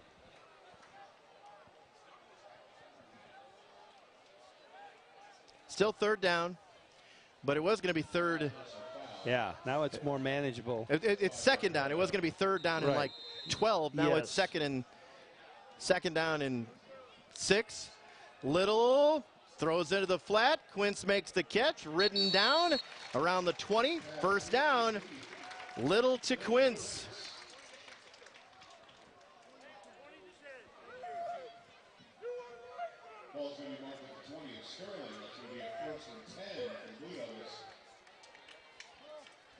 They mark it right at the 20. Quince with his 3rd catch, picked up 9 yards and a 1st down. 1:50 to go before halftime. Bend but not break. It's got to be a mantra today. And it is going to be a handoff. Douglas on the carry inside the 15, down to about the 11 or 12 yard line. Just mixing in enough runs to keep us honest. So 2nd and short. Now the catch by Johansson and the face masking penalty. Huge. Large on this drive. 2nd and short. Quincy's used a timeout. They have 2 left. Empty backfield. Little into the flat, and the receiver fell down, and it's incomplete. It'll be 3rd down. Quince fell down, and the pass incomplete with 65 seconds to go in the first half. It'll be 3rd and short. And Jarius Rice comes back in. Hold on to your hats.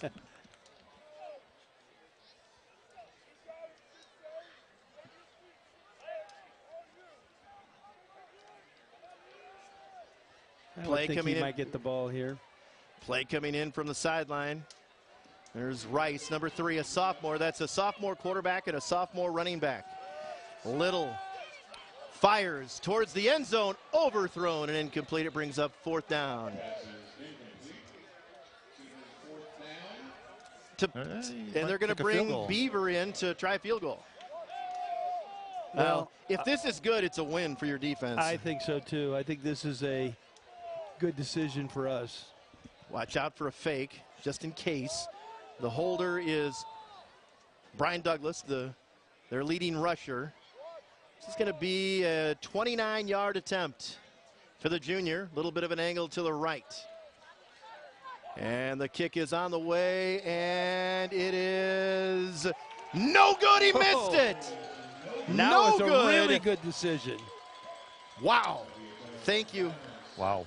Yeah. I don't know if we could have stopped him on 4th and short. They have 3rd and 2. Why wouldn't you run the ball with Rice or something? But hey, good for us. All right, 59.6 seconds to go. The short field goal attempt from Justin Beaver, no good, missed it wide left, and Sterling maintains a 14-7 lead. Now, Sterling will get the ball at the 20 after the missed field goal. You've got 3 timeouts. I think you run the ball, see if you get, if you can pop one here in the first couple of downs. Otherwise, you go to the locker room and try to have caution here. Yeah, exactly. You don't want to give them a short field and enough time to make something happen. Tablante on the carry, and AT3 out close to the 30 before he's dropped. That's just fine. Let the clock run. As many yards as they had in the first half, and they only have 7 on the board. We'll take it.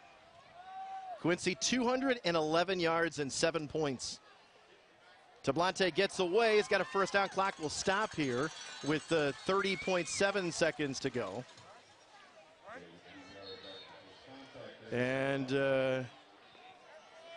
Sterling took a timeout, Matt. Yep, Sterling does take a timeout after the first down run from Tablante. We'll step aside and sneak in a quick commercial. We'll return to Quincy for the final moments of the first half after this. Car trouble? Here at the Luce family-owned network of Napa Auto Parts stores, we've got the answer. We've got all the parts you need to get you back up and running and ready to take on tomorrow's adventures. For all of you DIYers out there, we know you want the best parts and the best prices, and we have been delivering the best to our loyal customers for nearly 30 years. Speaking of the best, our veteran, expert staff members are here and ready to use their Napa know-how to help you make the best decision every time. What started as a single store in Sterling in 1995 has grown to a 14-store network and distribution center centered right here in Northwest Illinois. Our business and our family has grown since 1995, but the customer-first mindset we started with remains a constant. We thank you for your support.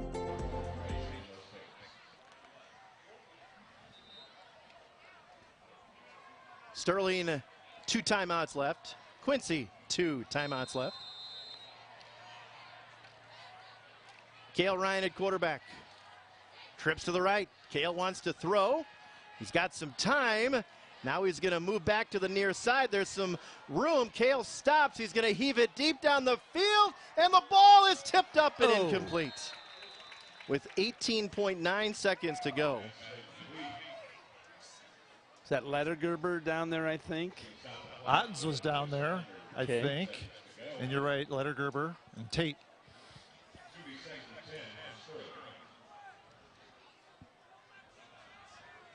It was intended for Ottens, just through his hands. Yeah, it was Ottens.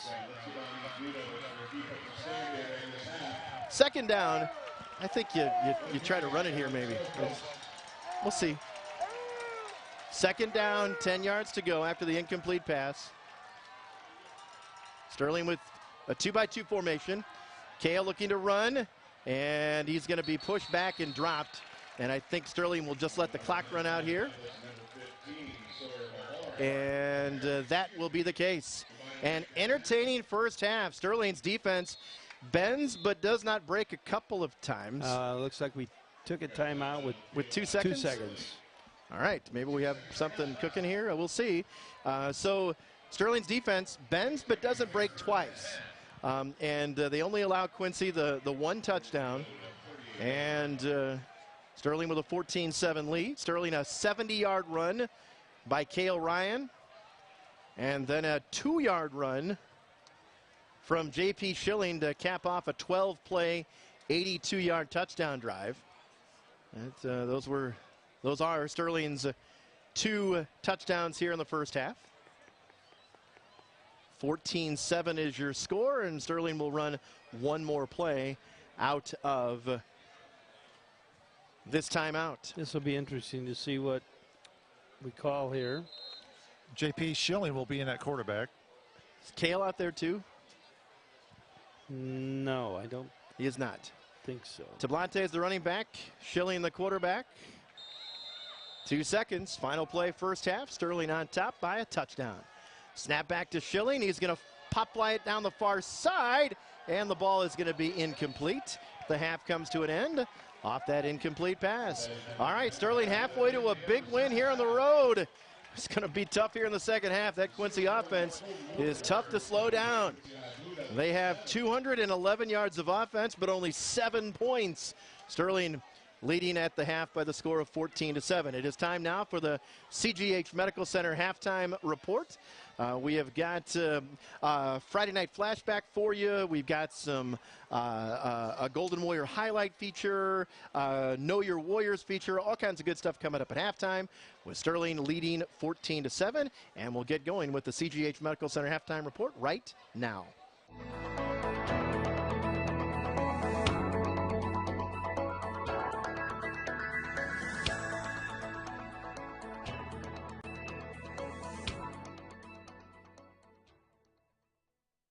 Soar to success at Sauk Valley Community College. SVCC will set you up for success with 2-year associate degrees, transfer programs, certificates, and more. Want to learn more about Sauk Valley Community College? Join us on Monday, October 10th for Explore Sauk. Visit our beautiful campus and explore what SVCC has to offer, such as a variety of degree and certificate programs, financial aid and scholarships, and student activities. RSVP to Explore Sauk on our website or give me a call.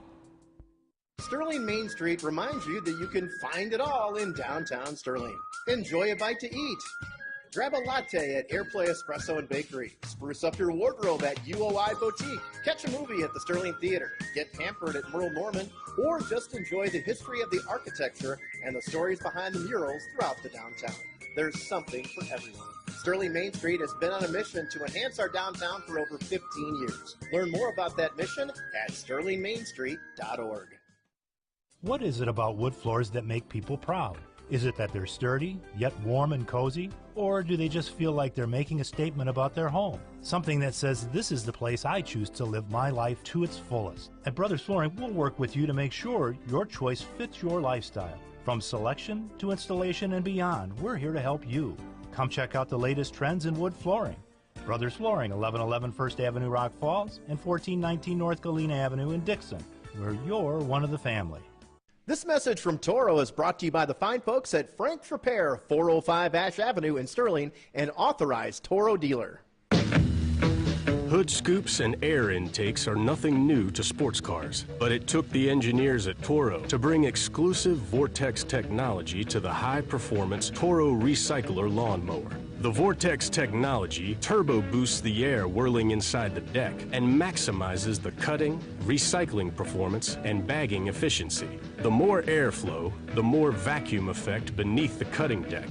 This suction causes grass to stand up straight. Then, our atomic blade cuts cleanly through the grass, and the clippings are pulled into the swirling mini tornado under your Toro mower.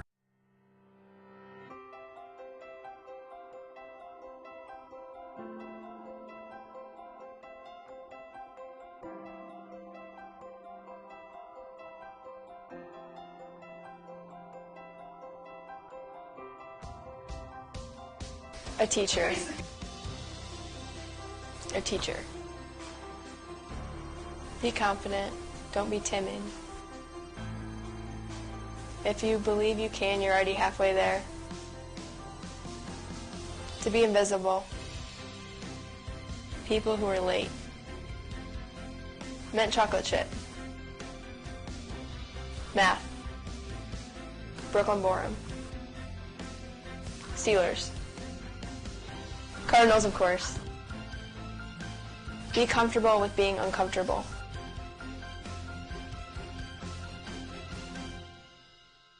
Hi, I'm Dirk Meminger, President and CEO of Sauk Valley Bank. As a locally owned and operated bank, our team includes a lineup of local talent from across the Sauk Valley area. Our team is the backbone for all that we do. So here are a few members of our all-star starting lineup.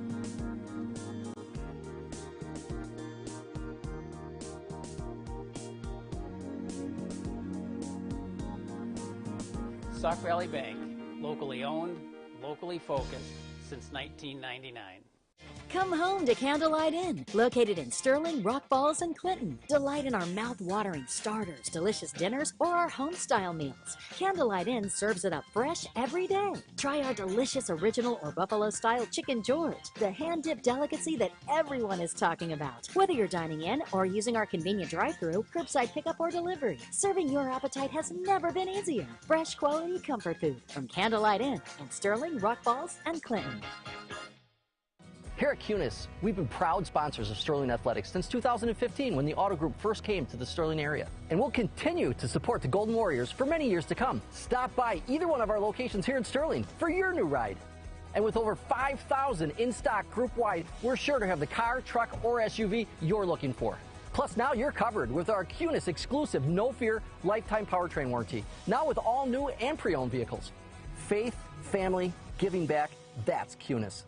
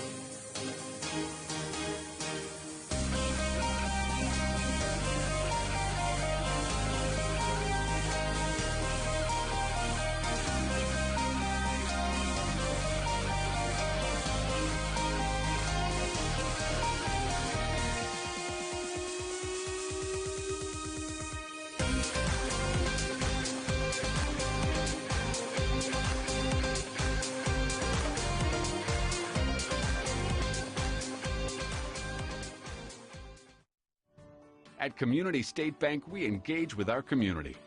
Whether you're looking to build your credit or build your business, Community State Bank is here to help. As a full-service bank, we have many services available to help you reach your goals. With our personal approach to service and our helpful bilingual staff in Sterling, banking with us has never been easier. Community State Bank, putting your hard-earned dollars to work locally.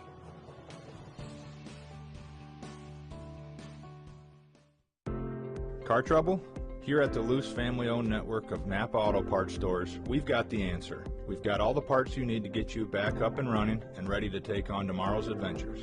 For all of you DIYers out there, we know you want the best parts and the best prices, and we have been delivering the best to our loyal customers for nearly 30 years. Speaking of the best, our veteran, expert staff members are here and ready to use their Napa know-how to help you make the best decision every time. What started as a single store in Sterling in 1995 has grown to a 14-store network and distribution center centered right here in Northwest Illinois. Our business and our family has grown since 1995, but the customer-first mindset we started with remains a constant. We thank you for your support.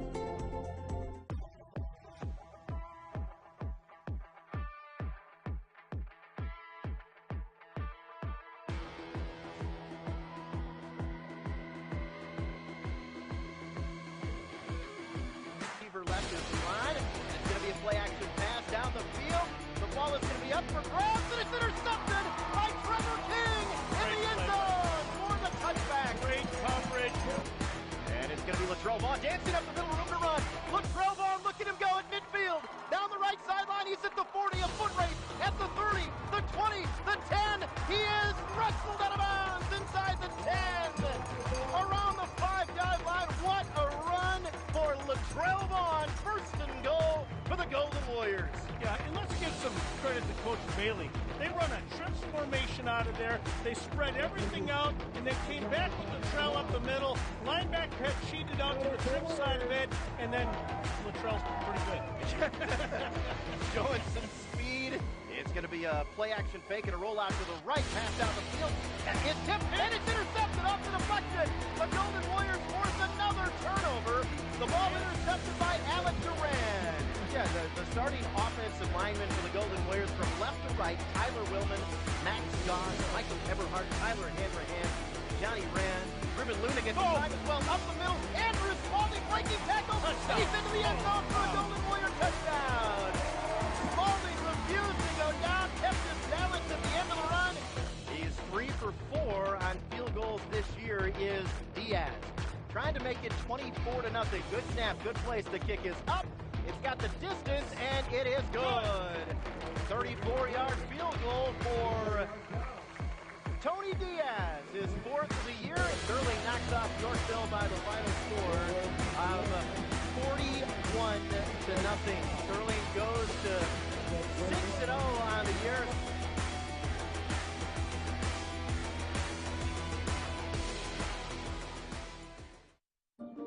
Seems to us, your money should work as hard for you as you work for it. Maybe harder. But making the most of all you've been given isn't about you alone. So you shouldn't have to figure it out alone. At Thrivent, we've helped clients with advice, investments, insurance, banking, and generosity for over 100 years.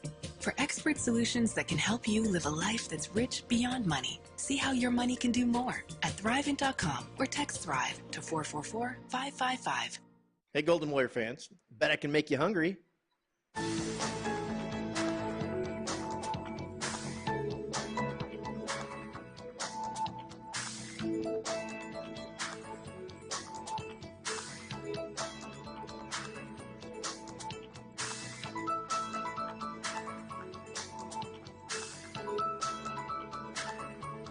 Told you, I win.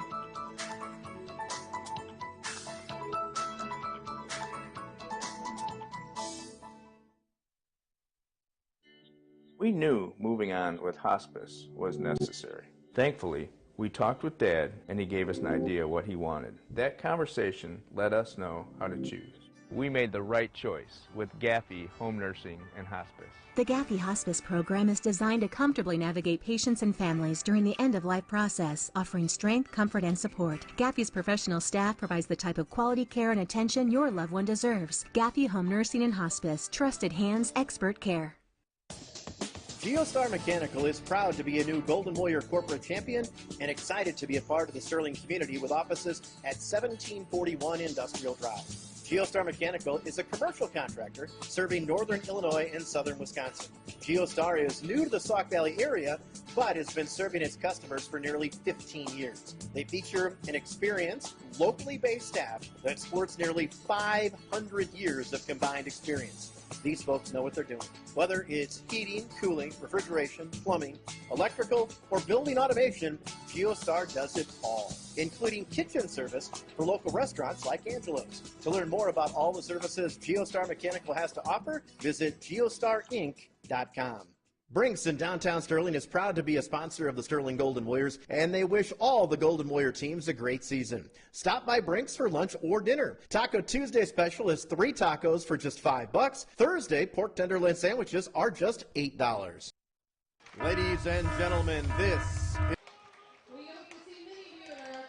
back in Quincy. The Quincy band just got done here at halftime.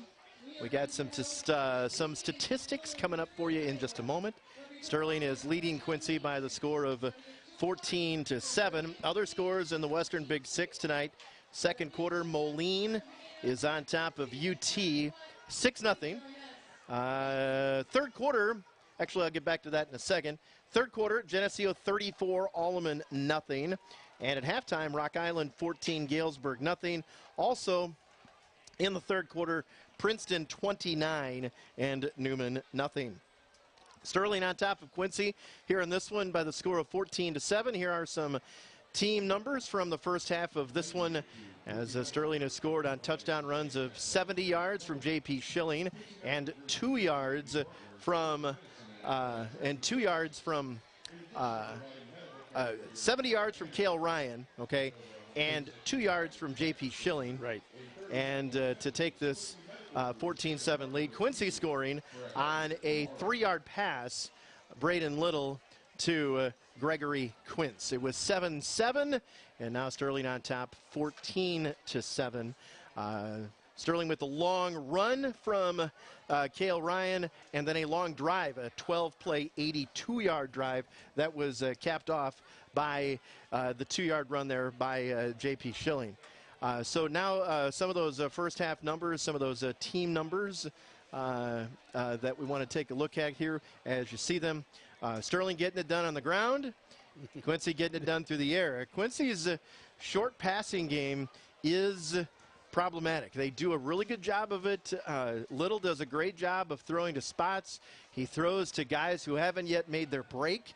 Very high-level, sophisticated passing offense that the Blue Devils have. And they mix in enough longer passes to keep you honest, and they do the same thing with draws and screens. So they've really done a nice job, except for one thing, good for us, that not in the red zone. Yeah, right. So you look at those red zone numbers there, okay? Sterling has been in the red zone once and converted 7 points.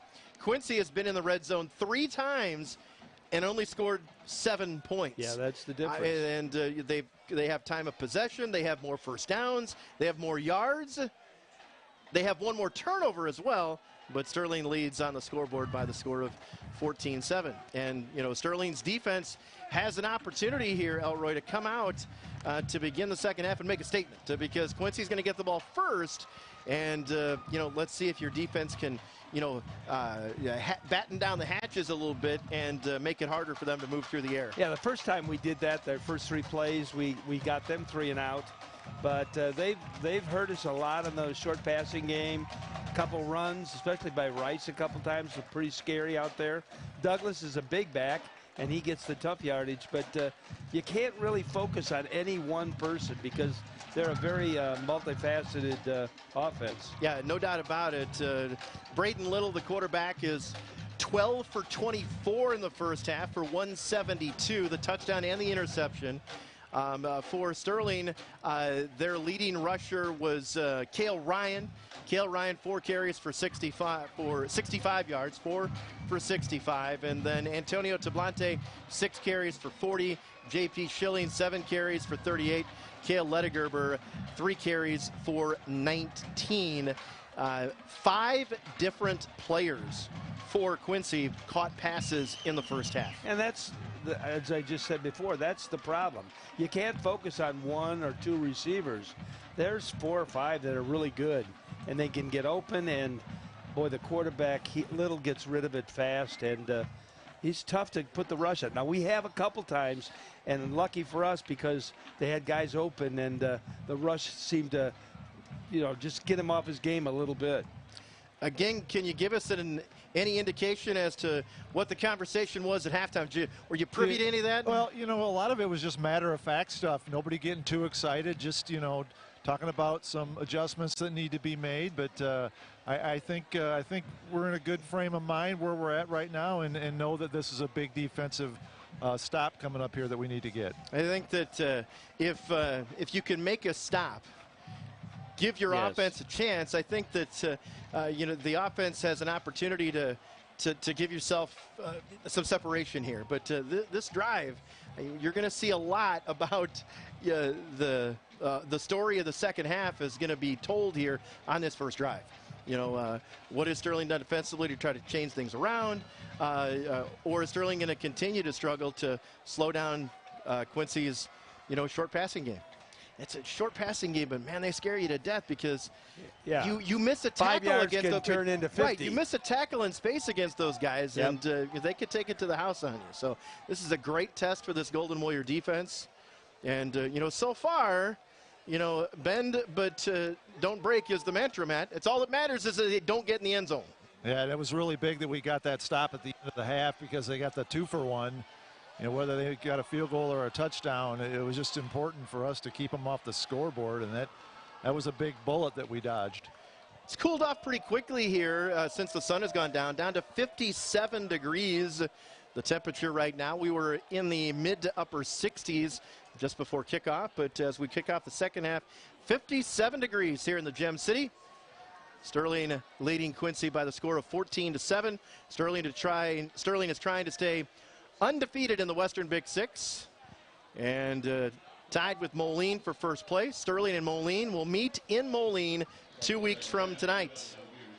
All right, A.J. Keston has got it teed up, and he'll kick off for the Golden Warriors. Good to see A.J. out there.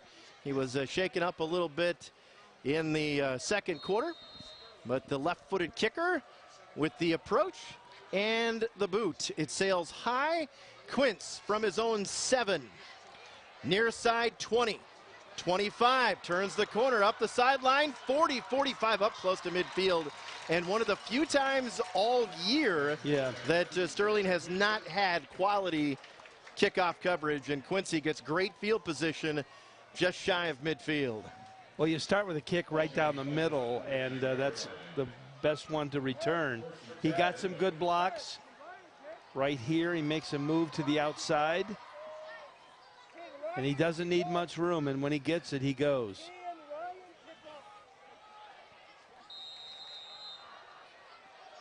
They mark it at the 49 on the Quincy half. Running play, Douglas to the 50. 2nd and 9 upcoming. Early third quarter, 14-7. Sterling on top.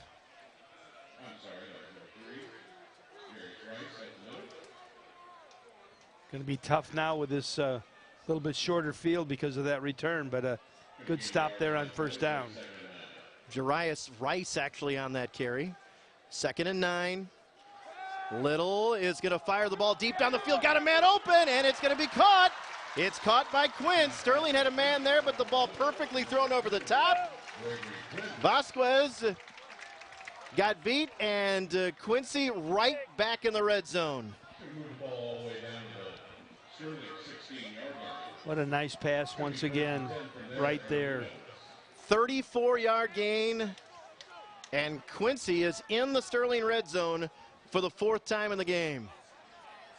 A kickoff, a run, and a pass, and look where they're at. Well, bend but don't break. Got to do it again. That's exactly right. It is going to be a handoff to Rice. Rice cuts back at the 10, down the sideline, hit, and he manages he stepped out of bounds back at the 4-yard line, first and goal. What a move he made at about the 10 there. Now there was a hold that wasn't could have been called. a hold. Watch right there. He almost stayed in, but he did not. All right, first and goal for the Blue Devils. Not in the end zone yet. Line of scrimmage, the 4. Rice remains in the backfield. And that's got to be motion, right? And hey, what do you know? It's the first penalty on Quincy. Good time for it.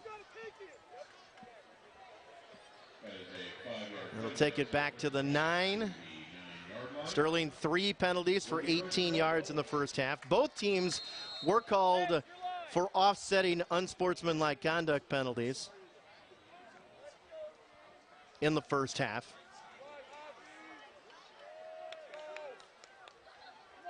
So that's the first penalty on Quincy that's actually resulted in a loss of yardage. Now operating from the 9, Rice remains in the backfield, and he'll go in motion off to the right. And the pass caught Quince in the end zone for the touchdown. Gregory Quince with his second touchdown reception of the game. And Quincy with an impressive drive off an impressive kickoff return. And they're a point away from tying this up here. Yeah, what a quick drive that was. Didn't take long at all. Now we have to answer. It took just over a minute, 4 plays and 51 yards. Bad snap. Beaver in trouble. He throws it. The pass is going to be caught, and the tackle is going to be made short of the end zone. Sterling maintains the lead. Oh, boy, Beaver. That could be big. Boy, that could be really big. But this got crazy. The ball, a high snap. Beaver, this isn't something he's accustomed to doing. He is not a football player. He's a kicker. Big difference. But he nearly made a play here, and so did Douglas, the holder. And that guy's a hard young man to bring down. But Sterling gang tackles him short. Well, that is a yard. Wow. A huge yard right there. Yes, if he gets in the end zone, Quincy's got the lead. Instead, Sterling has the lead. Wow. Wow. Yeah. We needed that. Now offense, it's time to put something together here. A nice long drive, or we can score on one play. I don't care, but either way, just score. I'd prefer the long drive myself. I would too. We need to give our defense a blow. Yes. I know they had halftime, but they've been on the field a lot. Quincy has run 41 plays. Sterling has run 27. So Justin Beaver to kick off for Quincy with Sterling on top, 14-13. Lettergerber back deep. He stands at the 5-yard line. The run up and the boot. Lettergerber runs up, Fields at the 10. Lettergerber far boundary 20, accelerates 30. He's up to the 40. He's up to the 50 and out of bounds, just shy of the 50. Lettergerber turned down the afterburners and up the far sideline, gives Sterling good field position. Yeah, so both teams start the second half here with really good returns on the kickoffs.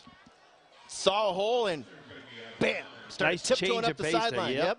Hugging the sideline, almost stepped out of bounds at about the 29, but was able to get the ball out past the 45. Sterling begins from its own 46. Sterling on top, 14-13. To Blante. To the 49 on the positive side of the field. I would like to see Sterling put the ball in the gut of number 3 here in the second half, and just, of course, he comes up a little gimpy, and he might have to check out. Looks like an ankle, maybe. Who's going to be the candlelight clutch player of the game? Lots of game left. Yeah, lots of plays to be made. Right, I don't think we know yet. Schilling, near side. Schilling brought down, third down upcoming. It's going to be 3rd and about 3 here for SHS. Tablante's going to check out. Lettergerber will replace him. You don't want to. It hurts on defense, he too. plays linebacker, so you need him. Big 3rd down here. Yes. Schilling surveys the scene at quarterback. And he is going to keep it. And he's got to see him, and he's got the first down. Got through it quickly. Saw the hole, got through it, and just did what he had to do to get the first down. Move the chains. That's what Coach Schlemmer talked about. The chains. He talked about that during his pregame chat. 5 Ran questions with a nice Coach block Schlemmer there. So a first down for the Golden Warriors. Sterling with 9 first downs. Quincy with 13.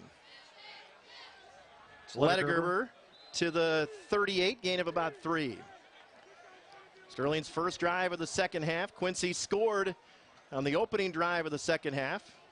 51 yards in 4 plays, but they miss on the conversion, and Sterling maintains a 14-13 lead.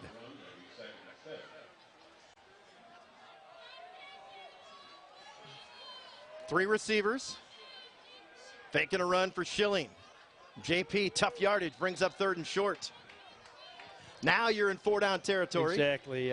Once you get inside the 35 there especially, and let's get it on 3rd, though. Let's not have any suspense. Sterling 3 of 7 on 3rd down. Tablante's back in. He'll be off the left hip of JP Schilling. Sterling goes with trips to the right. Tablante with the carry, and he gets down to the 30 and gets the first down. A 3rd down conversion for SHS.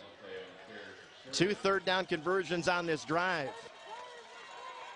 So Sterling is now penetrated to the 30. They're approaching the Grizzly garage door red zone. Good spin there at the end to get that extra yard. 48 yards rushing. Now here's JP tripped up as he gets through the line of scrimmage. So it'll be a 2nd down and about 7. Yeah, if he's not tripped up, he had a little bit of room to roam there. 2 for JP there. There you see Tablante, 8 carries for 48 yards. Sterling's leading rusher is Cale Ryan with 65 yards rushing. Schilling checks things out, takes the snap. It's Tablante trying to get off right tackle, not much. Big 3rd down call coming up for Soup Campbell, the offensive coordinator. Shad Bailey, the quarterback's coach. We got a man down, a lineman. Spears looks like the left guard. So Spears down, injured Golden Warrior. We're going to step aside for a timeout. 7:20 to go, 3rd quarter. Sterling clinging to a 14-13 lead. Sterling will be faced with a big 3rd down when we come back right after this. Come home to Candlelight Inn, located in Sterling, Rock Falls, and Clinton. Delight in our mouth-watering starters, delicious dinners, or our home-style meals. Candlelight Inn serves it up fresh every day. Try our delicious original or buffalo-style Chicken George, the hand-dipped delicacy that everyone is talking about. Whether you're dining in or using our convenient drive-thru, curbside pickup, or delivery, serving your appetite has never been easier. Fresh quality comfort food from Candlelight Inn in Sterling, Rock Falls, and Clinton.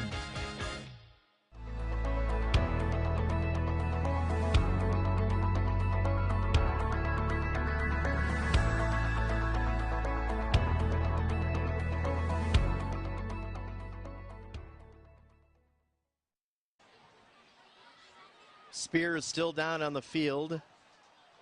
Some other scores from the Western Big Six as they're going to try to get Spears up now, and they do. 14-7. I'm sorry, 14-0. 14-0. In the 3rd quarter, Rock Island is on top of Galesburg. 3rd quarter, Geneseo 47, Alleman nothing. 2nd quarter, Moline 21, UT 7. So Kendrick Mohammed will come in at guard here as Spears checks out.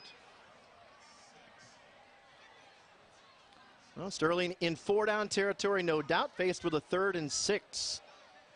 But injured senior lineman Anthony Spears being helped off the field. Looks like an ankle, possibly not putting much weight on it at all. Good drive here for Sterling. Yep. Huge first down to get here. 9th play of the drive. 3rd and 6. Sterling with trips to the top of the screen. Schilling takes. Schilling looking for running room off the right side. Schilling's got running room. First down and more. Schilling down inside the Grizzly garage door red zone, inside the 10-yard line. And let's hear that sweet music after this replay. Into the Grizzly garage door red zone. Yeah, Sterling for the 2nd time. He makes that move, gets the outside. That's a great run right there. It is. And they missed a face mask, too, probably the 5-yard variety early in that run. Every little bit counts. 1st and goal inside the Grizzly garage door red zone. It's Lettergerber. And Lettergerber pushed back on 1st down. Got about 1. Really, really important to get in the end zone, right, and get the conversion here. It changes the complexion of the game. Man, I would be tempted to go for 2 if we get in, just to make it a 9-point lead. That's me, though. Approaching the midway point of the 3rd quarter. 2nd and goal from the Quincy 9. Schilling's going to run. Schilling pushed back from about the 6-yard line. Give him forward progress to the 8. Now Tablante back in for Lettergerber.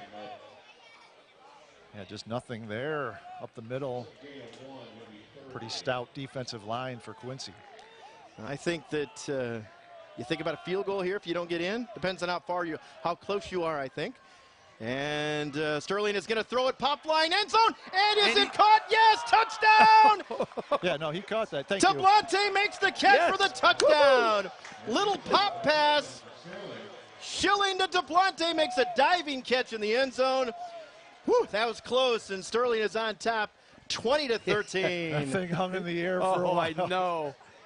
That was kind of a weird chest pass. Whatever it takes. More points, another touchdown. Brought to us by another surprisingly great rate from State Farm Insurance agent Mike Sprague in Sterling. Call Mike for a rate quote at 815-626-0000. Huge extra point for freshman Ryan Gebhardt to make it an 8-point lead. Wren snaps, Otten's hold, Gebhardt kicks, and Sterling has an 8-point lead.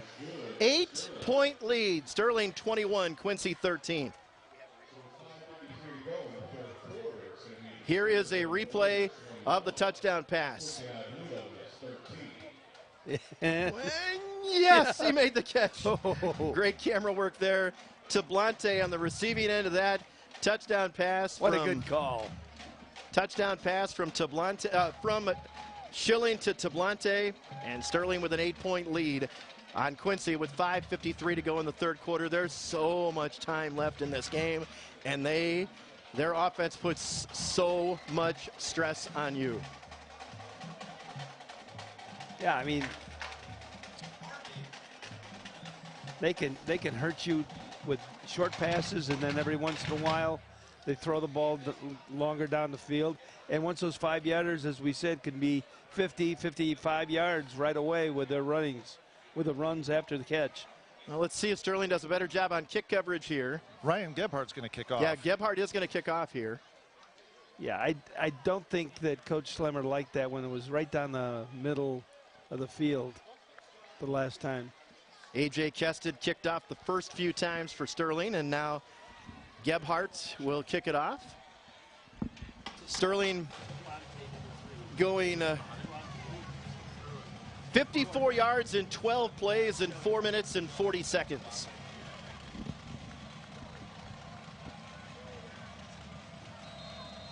What are we waiting on? Gebhardt is going to kick it high and short, and fielded by Douglas. Douglas is going to take it about to the 26, 27-yard line. Much better. Nice high and short, and you covered it well. He's a good running back, but I'd rather have him running the ball back on a kickoff than any of the other guys. Yes. Quince especially. Joe Marcherato on the tackle. So Sterling now leading Quincy by 8 with basically a quarter and a half left to go. Quincy has to win this game to have a chance at winning the conference championship. Sterling wants to remain undefeated in conference play. Little is going to throw it deep down the field. It's knocked away, incomplete. Pass broken up by J.P. Schilling, but he comes up lame. Oh, no. I hope that's a cramp, but I don't know. It would seem like it would be a cramp. Because he extended. Yeah, that's usually when it happens. Yep, they're going to straighten his foot out. Good. That's what it is, I thankfully. He covered a lot of ground what to a get great, there. Yeah, what a great breakup here. The safety, the single high safety, playing safety. I thought he was going to pick that one off when he closed on it. Schilling up and off the field, and it's not good to have. You don't want him out of there very long. No.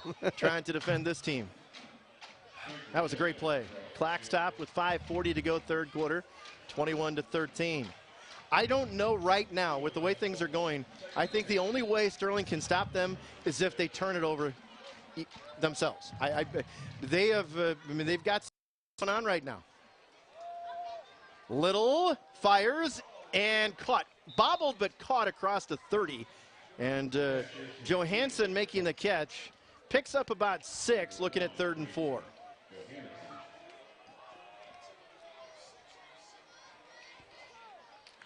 Be a nice time for our first quarterback sack. Correct. So hard, though, with as quick as they run everything, and he gets the ball out of his hands so quickly. Quincy 3 for 6 on 3rd down in this one. 2-by-2, 4 receivers. Quick pass near side. Hammers makes the catch, gets the first down as he's able to work his way out to the 41. And we got another man down.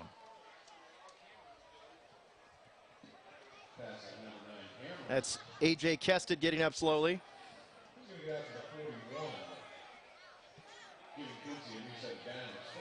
Just a quick pass, and they had some blockers out in front of him. And Kested's going to have to, he goes down because he just didn't, he wanted to stay in, but in too much pain, and he'll need to be helped here with 5:40 to go, third quarter.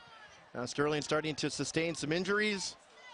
Sterling on top by 8, but a precarious 8-point lead against a dangerous Quincy offense, and some key members of your defense starting to go down with injuries. We'll step aside for a timeout here from Quincy with Sterling up by 8. We're back after this.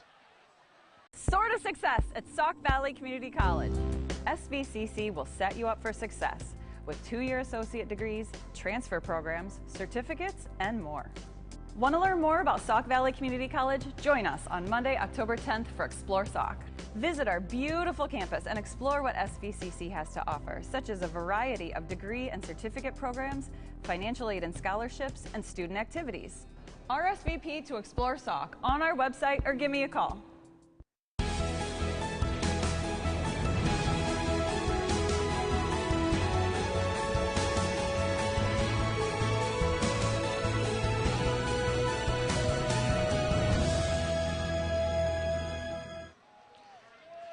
Kested was able to get up off the field under his own power and walk off. First down for Quincy. They're going to fly the ball down the field. Overthrown, intended for Medemeyer up the near sideline. J.P. Schilling is back in the game. That's good to see. Otten's on the coverage there for Sterling. Medemeyer was open. Pass was overthrown. Sterling just cannot get to Braden Little. And Medemeyer had a step on his defender. Yes, he did. If it's a good ball and he makes the catch, that might have been a touchdown. 2nd and 10 off the incomplete pass. Running play. Douglas carrying tacklers with him. One of the better runs of the game for Douglas as he picks up 7 or 8 yards to bring up 3rd and short. Sterling kind of sold out there. You had Tablante coming off the edge, and he just overran Douglas. And Wren. He has him, but boy, he just kept his legs driving and got an extra 4 yards. 3rd and 2. Douglas 10 carries for 30 yards. This play taking a while to get off. They do get it off. And that crisscross counter action again. And Hammers makes men miss in the backfield, and he turns it into a first down run. Hand off to the running back, who hands off to another running back, countering back the other way. And when you're pursuing as hard as Sterling is, that's a tough play to defend. And Tykel Hammers with the first down run. And Quincy continues to move the ball on offense. Sterling led 14-7 at halftime. Now late in the third quarter, it's 21-13. Screen pass near side. Quince makes the catch. Makes a man miss, and he's off to the races. Quince is going to score a touchdown up the near sideline. 42-yard pass and catch. And now big two-point conversion coming up. Yep, just one of those short passes that went all the way because of his running ability.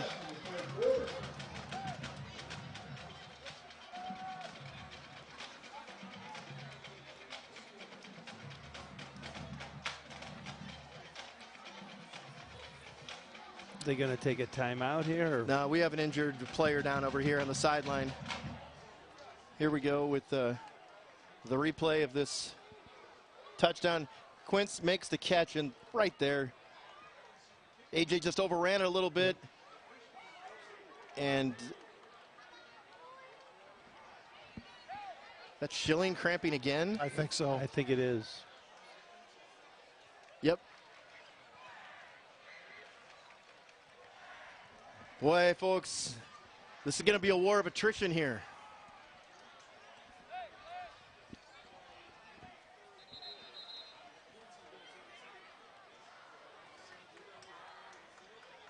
So down 2, Quincy will go for 2. Sterling on top, 21-19. Do they give it to Douglas, or are you going to throw the ball here? Douglas is in the backfield. They're going to throw it. Little fires. We're tied. The two-point conversion is good. 21-21. Medemeyer on the reception. So Quincy with a touchdown drive and a two-point conversion to tie it up with 3:23 to go third quarter. We're back for a Quincy kickoff right after this.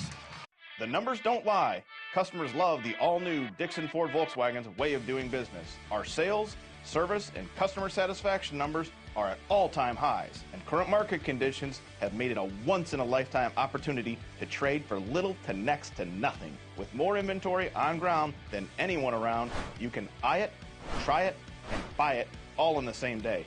No waiting. Great selection, great service, and great prices. Only at Schreiber Automotive's all-new Dixon Ford Volkswagen.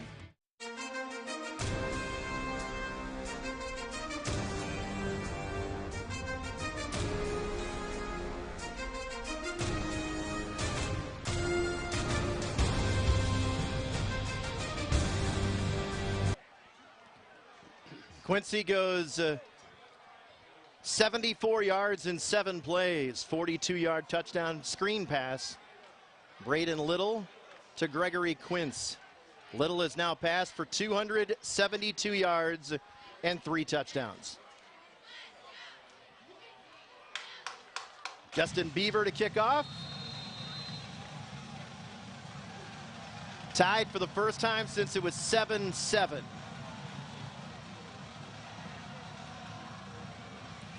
Very short kick, and Sterling's going to cover it up. Nice play made by somebody we don't have. It's number 40. It was one of the sophomores. Is that Port? It's Jimmy Wadsworth. Jimmy Wadsworth, that's right. So Jimmy Wadsworth makes the play on that little short pop-up. That was close. All right, gut check time, right, boys? Yes, it is. Right here. What you got left in the tank? Cale Ryan in at quarterback. Kested with him in the backfield. 21-all. Brand new game with 3:22 to go third quarter. Kested goes in motion. They're going to fake the screen, and they're going to run Cale up the middle. Cale Ryan, gain of maybe 3 before he's pushed back.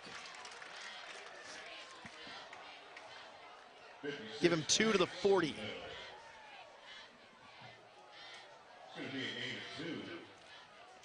Need a big play here from somebody on the offense. Then you need a big play from somebody on defense. Well, yeah. That's what we need. But we've got the ball right now. 3 receivers. They're going to screen it to the right. Pass caught. And it's going to be a first down. Pass and catch. Cale Lettegerber making the catch on the screen. Cale Ryan to Lettegerber up the right side. Third completed pass for the Golden Warriors. For Lettegerber, it is his 6th catch of the year. First down inside of Quincy territory. They fake the jet. Cale's going to run. Minimal yardage. He had the 70-yard run for a touchdown back in the first quarter that gave Sterling a 7-0 lead. Got about 3, I guess, so 2nd and 7.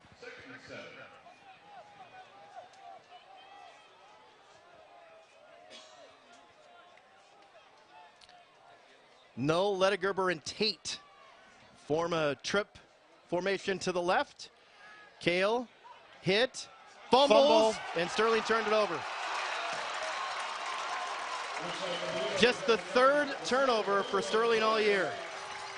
And Quincy has the ball and all the momentum right now.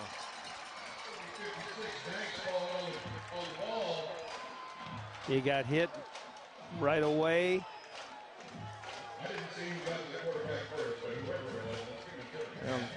Mulheron kind of ripped the ball out of his hands there. Mulheron led with his helmet too. Yep. And didn't get called for it. But the ball jarred loose. And now your defense needs to find a way here to figure this thing out. They're going to hand off Douglas, trying to get off to the left side. And he is going to manage to get about 5 yards up to midfield. So both teams now with a turnover. 1:45. Matt, what'd you say? I'm sorry. Tate was able to run him down there for that 5-yard gain.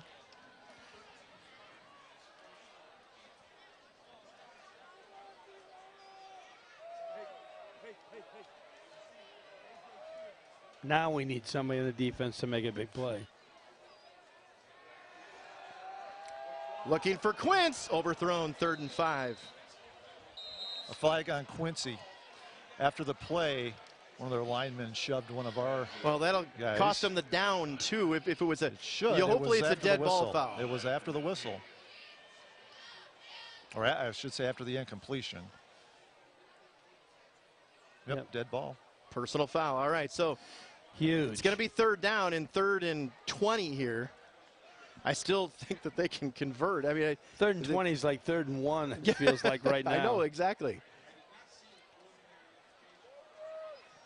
Well, there's no need to discuss this very much. You're not going to decline this because it was a dead ball foul. You're not going to decline 15 yards anyway, so. Correct. But you're right, dead ball, so best of both worlds there. All right, 3rd and 20. I think this is a time where they just send Quince down the field, kind of like the same play they just ran, and see if he can go up and make a play. Either that or look out for that middle screen. With Douglas or Medemeyer, who Hammers is out. They all can do it. Medemeyer is out there too.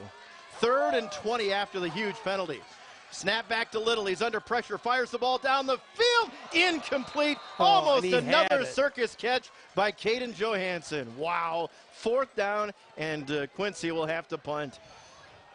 Whew. We dodged a bullet there so far. Little got hit pretty hard. Got rid of it just in time. And the ball was in the hands. Yeah, what an adjustment he made. Yes, exactly. The ball was thrown to the inside. He was looking for it on the outside. A.J. Kested back to field this punt. Oh, come on, A.J. A little magic here. Some special teams magic would be good. So Little now backs up into punt formation. And the kick is away. It's going to hop. And it's going to take a Quincy roll inside the 30 and roll dead at the 27. So Sterling's defense, you get a mistake by Quincy on the penalty, a big one. And they drop a pass, and you've got the ball in a tie game. white knuckle time here. 38-yard punt from Braden Little.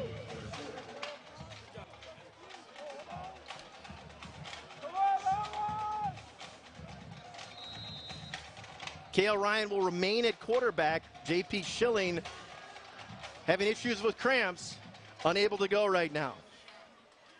Cale up the middle, about 3. Sterling just can't find. Yeah, I think just not. Defense for Quincy is really, I think, keying on the quarterbacks right now, as they obviously should. About 4 yards for Cale.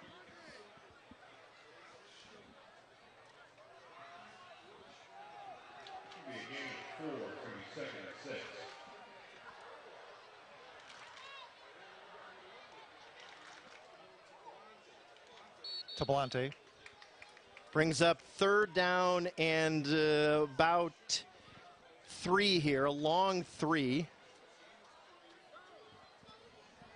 Probably going to take this to the 4th quarter.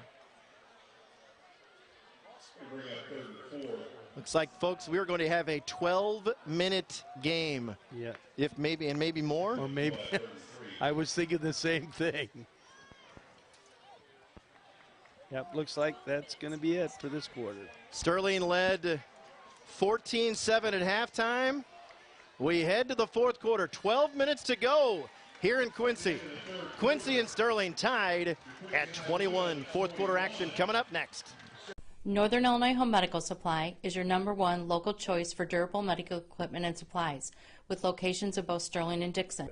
We carry a wide variety of retail items such as bath aids, walkers, canes, seat lift chairs, power scooters, rental of oxygen, hospital beds, wheelchair, and sleep therapy. If we don't have it, we'll do our best to try and get it. We accept Medicare, Medicaid, and most insurances. Our customer service is top-notch and comes to you with compassionate and professional services. For all your healthcare needs, check out Northern Illinois Home Medical Supply, where our customers come first.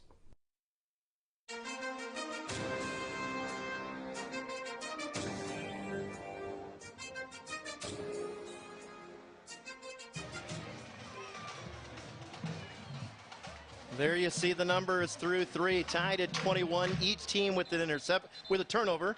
Quincy with a pick, Sterling with a fumble. Sterling with 216 yards rushing.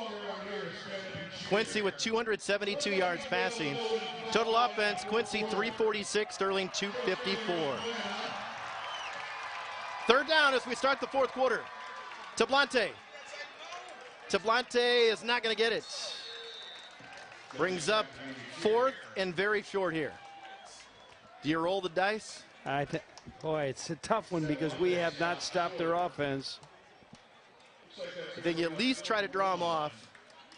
Sterling has not tried on 4th down here in this game. The Golden Warriors 4 of 6 on 4th down this year. Long look at the sideline. Early 4th quarter. Sterling with the ball at its own 36-yard line, and they're up to the line of scrimmage. This has got to be Cale, right? If they run it, it's going to be Cale. I would think so. And Sterling jumped. Oh. Ouch. You wanted to try to draw him off, and now you're going to punt.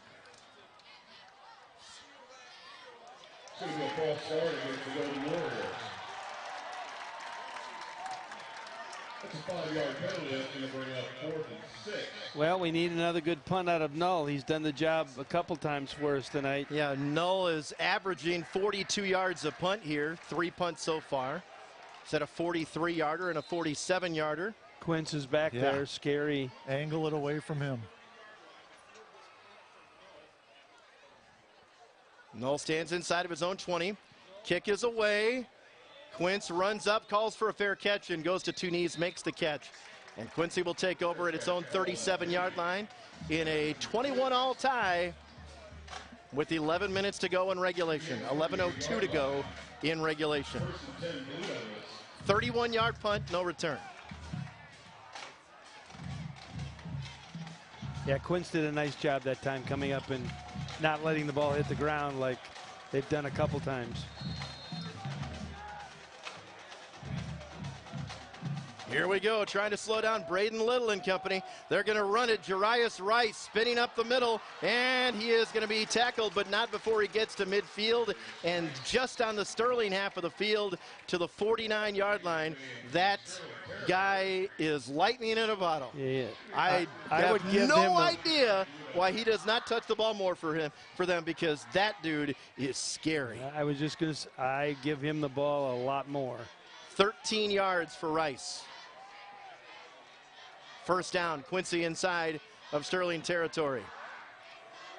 Rice up the middle and ridden down. Penalty flag comes in on the play. Might be a hold. And it is holding on Quincy.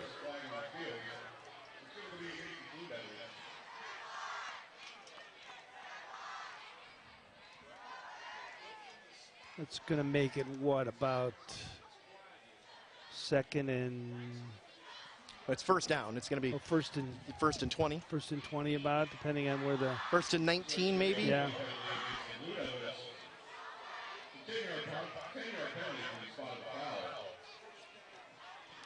So the line of scrimmage for Quincy now the negative 43. 21-21 tie.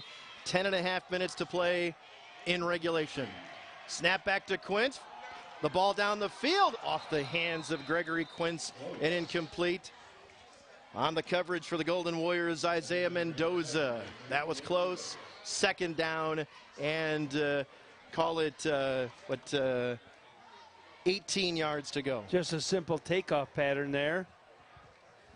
Could have been had. Yep. A.J. Kested is not out there right now. He's over here on the sidelines.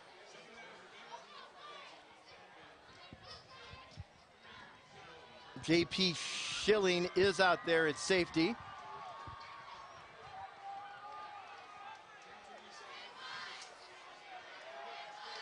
Try to set up the middle screen, and the pass is caught. Cale Ryan makes the catch and blows it up.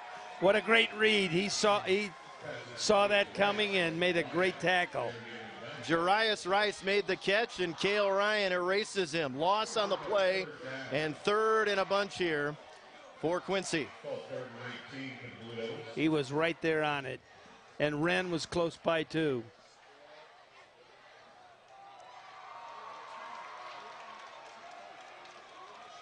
Third and long. Pass near side. Bobbled and dropped. Would have been short of the first down, but they would have thought about going on fourth down if that catch had been made. Well, Sterling takes advantage of another penalty for Quincy and holds. So back-to-back stops. Now you've got to try to find a way to get your offense in gear. As Ottens is going to be back deep for Sterling. Number 16, Dylan Ottens, a junior. Most important thing for Dylan is to, if it's in the air and it's hanging in the air, make the catch, call for a fair catch. Yep, don't let it hit the ground. Little with the punt line drive, and Sterling's going to get away with it, and it's going to take a really good roll inside the 20 and roll dead at about the 13-yard line. Sterling 87 yards away from the end zone, 9:37 to go in the fourth quarter. Well, I would love a drive like 9:36. Yeah, a 9-minute and 36-second drive to end this thing here in the fourth quarter. I'd take that right now. Sterling will begin actually from its own 14-yard line. In order to get this done, Matt, I think Sterling might have to complete a pass or two. Yeah, we really haven't been looking to do that all that much. But got Tate out there, Null, Lettergerber. Marcherado's out there too right now. 2x2, 4 receivers, single running back. Cale Ryan, the quarterback. Screen pass near side, Lettergerber. Lettergerber hit and dropped after a gain of maybe 3. So it'll be 2nd and 7. We tick down to the 9:20 mark of the fourth quarter in a 21-21 tie. Sterling looks to the sideline.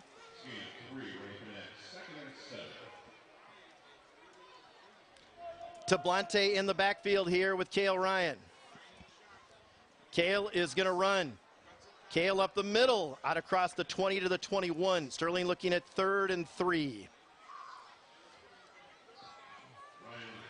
Shouldn't have to say it. This is obviously a huge play. You don't want to punt the ball right back to him. Sterling 6 of 11 on third down. Sterling will have trips left.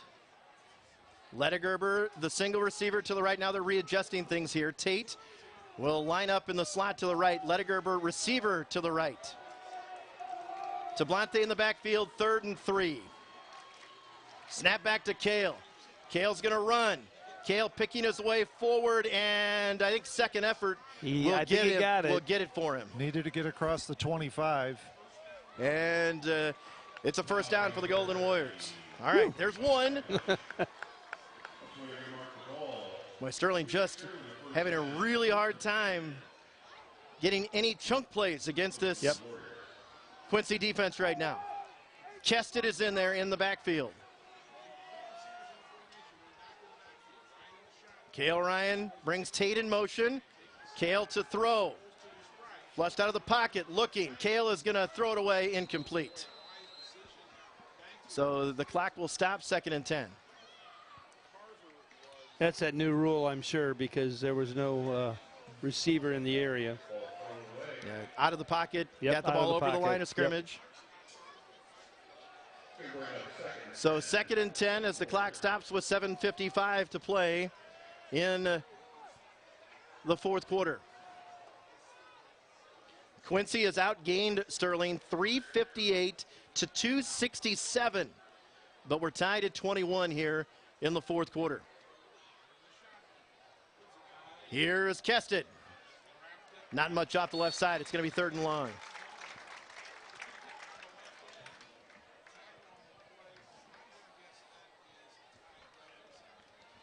Probably going to have to put the ball in the air here. Somebody's got to make a play. 3rd and 9 upcoming. 7.5 minutes left to go. 4th quarter, tied at 21 here in Quincy. Snap back to Kale, wants to throw. Kale over the middle. It is off the hands of Ottens and incomplete. Clock stops. Sterling forced to punt. He was open.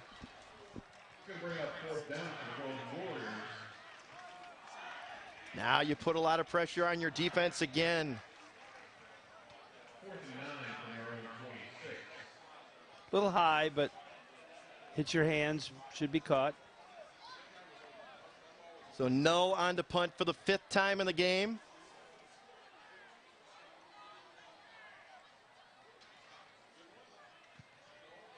High and short. Ball's going to hop, and Sterling will down it near midfield. All right, Quincy a short field here.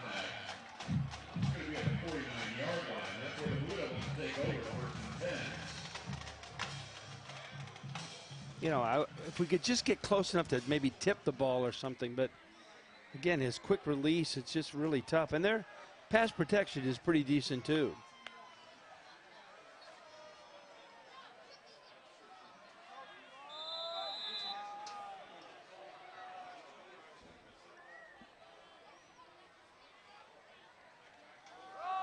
They're going to run Douglas. Turns the corner off the right side. Gain of 3 or 4.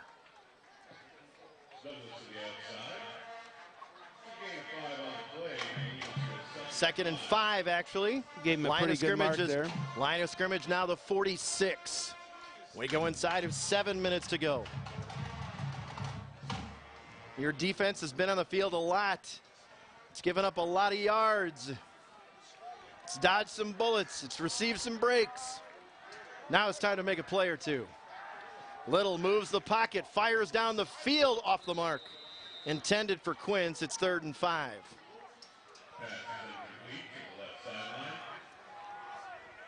Boy, field position right now certainly favors Quincy. Yeah. With the condition that Sterling's offense is in right now, Sterling, I don't think they can drive the field.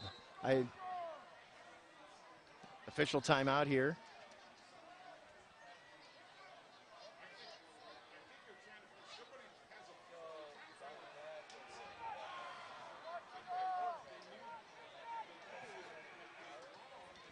And looking at the football for some reason. Were they using our ball, maybe? Maybe they are. We had their ball. Tom Brady been at work here, or?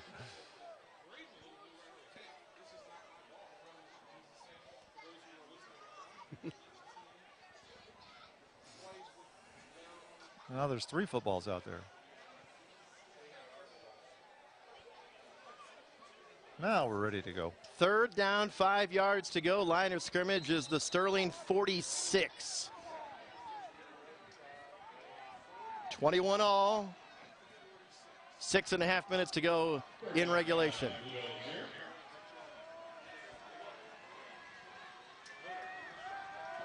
Little. Oh, he nearly threw it right into the hands of Cale Ryan. And if Cale caught that, he would have scored going the other direction. Oh, my goodness. That was oh so close. And Quincy will at least be in punt formation. Yeah, be careful here. This would be a time to think about the fake. Right. Especially when you look at the condition that Sterling's offense is in. Just unable to.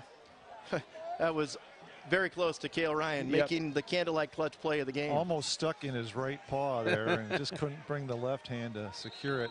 Now there's a flag. Delay a game. Legal substitution. Well, that should at least keep them from going for it here. Got Quincy out to the right as the gunner, so to speak. And now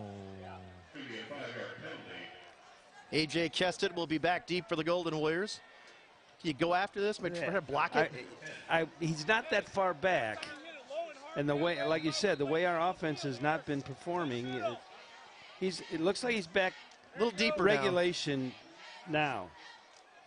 Good snap. Kick is away, high into the air. Keston runs up and then runs away, and it takes a Sterling hop. So Sterling will get the ball at its own 23-yard line. Still lots of time left, 6 minutes and 17 seconds. But your offense, since the opening drive of the second half, your offense has stalled. Got to find a way. Got to open a few holes. I'd like to see Tablante get the ball a lot here. Let's see if he's going to be in there or not. Yes, he will be. 28-yard punt from Braden Little. No return. Come on, O-line. Let's go. Let's see if Sterling can find some offense just in time. 6:17 to go, fourth quarter. And Tablante, not much. You can't get any surge. There's just they're winning the battle up front, and it's hard for Sterling to get the ground game going. Yeah, there's no way to hide that. It's hard to get on the edge against these guys too because they're so quick. They're trying to get to the edge. Anthony Spears has come back into the game. That's good. It's good to see. Went out with an ankle injury earlier. Tied at 21, 2nd and 8. Cale, room to run. Cale Ryan, first down, out across the 35 to about the 37-yard line. Sterling with a much-needed first down. Yeah, he doesn't need much there, but once he sees a little crease, then he goes. We are staring hard at overtime, tied at 21. Justin Null, receiver to the right. Isaiah Mendoza, maybe Mendoza can get free in the passing game. Near side wearing number 4 in the slot. And it's Tablante. Not much. Be 2nd and long as we approach the 5-minute mark of regulation.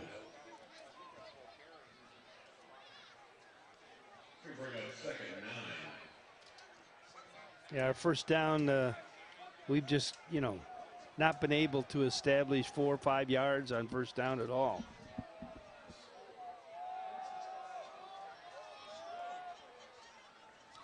Sterling with trips to the right. Cale, left side. He's room going. to run. Cale Ryan down the sideline, a foot race. Cale Ryan is going to get tripped up inside the 20. At about the 17-yard line, Cale Ryan got free off the left side. Candlelight clutch, and the Golden Warriors are in the Grizzly Garage Door red zone off this run from number 7. Great block by Wren there to spring him. Just getting the ankle tackle was Ty Douglas. But you're in the red zone. Like to burn some time here, too, if you could. Go. Up the middle, room to run. Go. Breaking free towards the goal line. Is he in? No, they're going to say he's down. Ledergerber with a really nice run there. So Sterling has it first and goal. Cale Ledergerber. Boy, a couple of really nice efforts by the offensive line. Sterling going quickly here.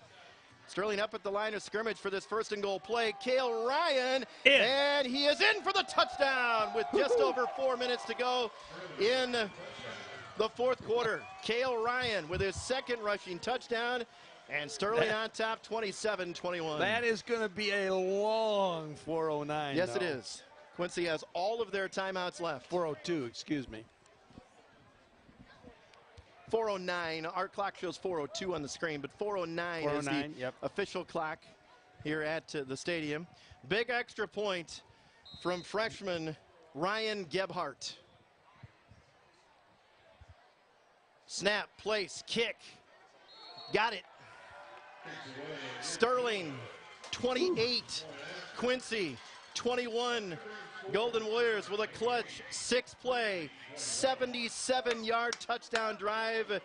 This, the plunge from number 7. He bulls his way into the end zone, and the Golden Warriors find an offense and hopefully take just the lead time. here. Whew. All right. Sterling will be kicking off. There's Cale Ryan now, 13 carries for 141 yards and 2 touchdowns. That's definitely candlelight clutch. And what a luxury to have 2 quality quarterbacks when, you know, Schilling's been struggling with some cramps. He's playing defense, but hasn't been out there on offense much of the second half. But, you know, you got Cale to carry the load, and he did it on that drive. I can hear Jerry from Florida saying, kick the ball out of bounds. Well, pick your poison back deep. You know, if you can't kick it in the end zone, you don't want it to kick it to 2 or 3 back there. No. Yeah, you do not kick it to Quince or Rice. I'm just saying. Just kick it to me. I'm over here at the 20. Yeah, kick it to Gingrich. I'll catch it. All right. Freshman Ryan Gebhardt to put it in play after Sterling has reclaimed the lead. Angling to Jarius Rice.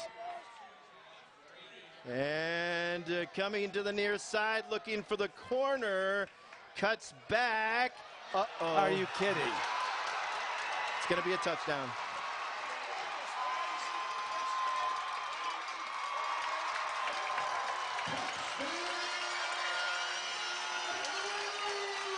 Wow.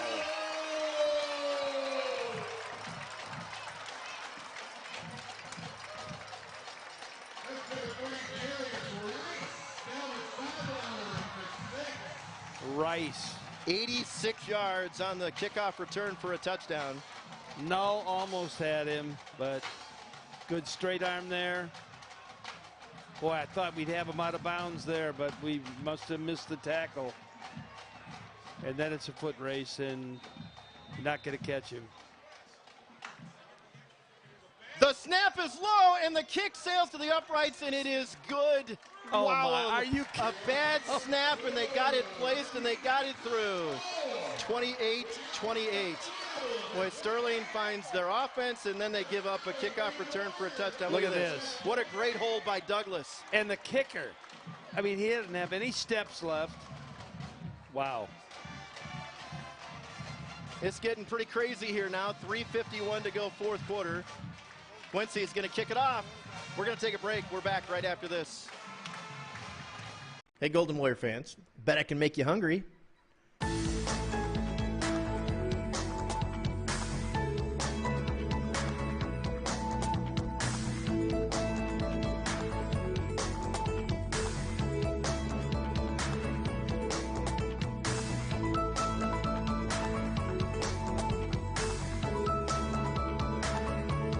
Told you, I win.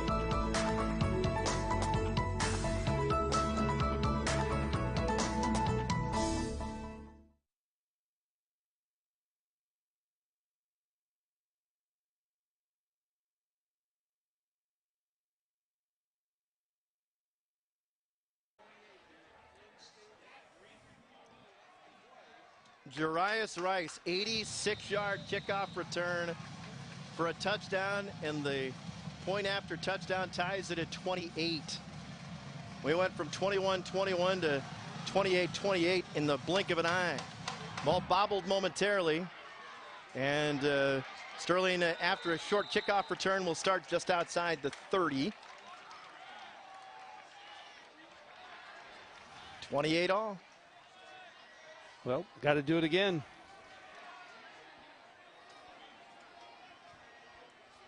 Total offense right now, Sterling with 345, Quincy with 363. There you see how we got here. Wow. It's pretty even up there in every facet. One turnover each way. Sterling doing it on the ground. Look at those, everything, like you said. Here we go. Cale Ryan remains at quarterback. Antonio Tablante is his running back. Tied at 28 with 3:46 to go in regulation. Cale Ryan off the left side, tripped at the line of scrimmage and dropped immediately. Quincy with all 3 timeouts. Same with Sterling.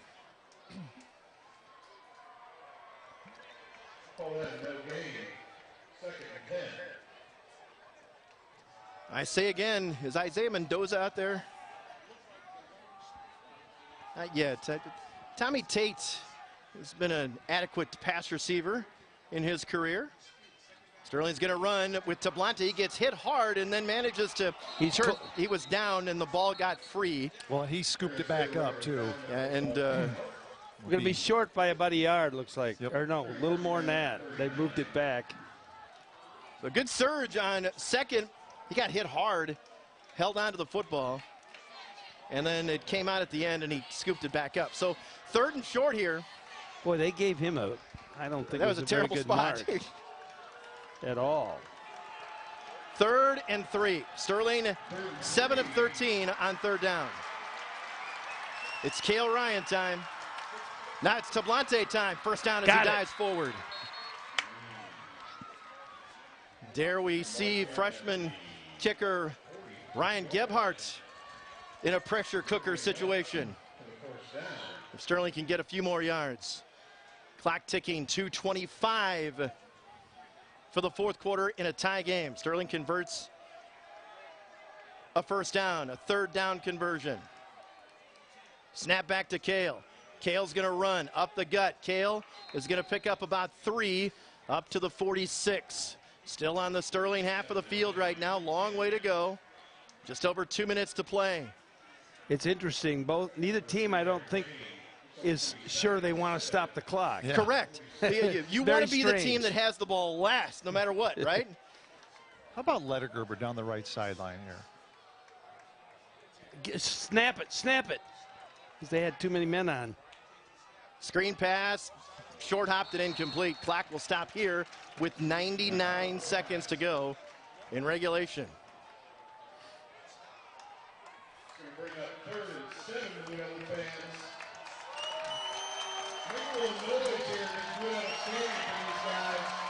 Third and 7, clock stopped. Golden Warriors with the football at their own 46-yard line in a 28-all tie. Keston in the backfield here, 4 receivers, 2 by 2.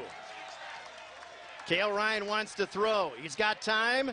Cale now flushed out of the pocket, rolling left.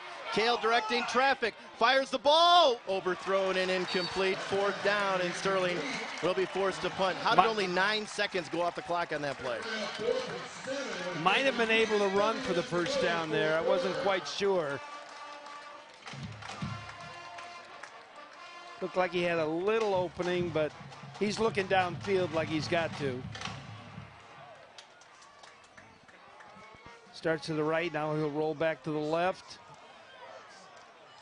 A.J. Keston, some quality blocking, protecting Ryan. Null to punt, clock stop, 90 seconds to go. Null gets it away. It's gonna be fumbled and picked up by Quince.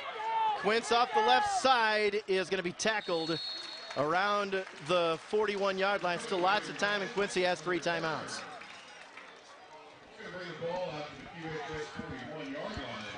And boy, when they get to the outside, it gets scary. If Quincy can get to the Sterling 25, I think that they would give Beaver a chance at a field goal here. He's been doing it for 4 years, so. Little is 18 for 38 for 271 yards. Screen pass near side. Quince makes the catch, and he's tackled immediately, basically for no gain. And making the tackle, Isaiah Mendoza. Clock continues to tick here after a short gain of 2. Down to the 1 minute mark of regulation.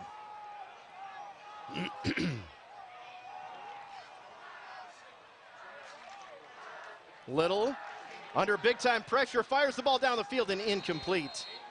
It was intended for Douglas. Wren was late on the coverage, but the pass is overthrown. 3rd down. Boy, if you're Quincy here, do you want to throw it and risk an incomplete, or what do you do here? Do you just throw it deep and hope for something good to happen? Well, I think you're still all right with your punt because we haven't been. I think they'll try for the first down for sure here by throwing. Each team has 3 timeouts, tied at 28 with 47 seconds left to play in regulation. Empty backfield for Little. Little firing deep down the field, overthrown. And step for step with the intended receiver, Gregory Quince, was number 4, Isaiah Mendoza. Every Quincy player out there is doing the whole pantomime, throwing the flag thing, wanting a pass interference. It was funny. And there was no way that was pass interference. Oh, for a bad snap on this punt. No. There was a bad snap on the last extra point. Low snap. And let's not mess around trying to catch this one either. Just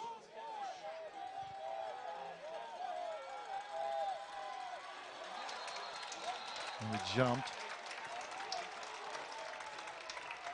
Now they might go. Sterling gets drawn off sides. Well, you could. If you don't get it, you give Sterling a chance to win the game right here. They'll be in punt formation. They might fake. Come on, guys, be smart here. So, pseudo punt formation, empty backfield, and let's see if Little will back off and punt. Just trying to draw. They did. They moved. Kick is away. Line drive, and Sterling will let it roll. And I would think we're going to go to overtime.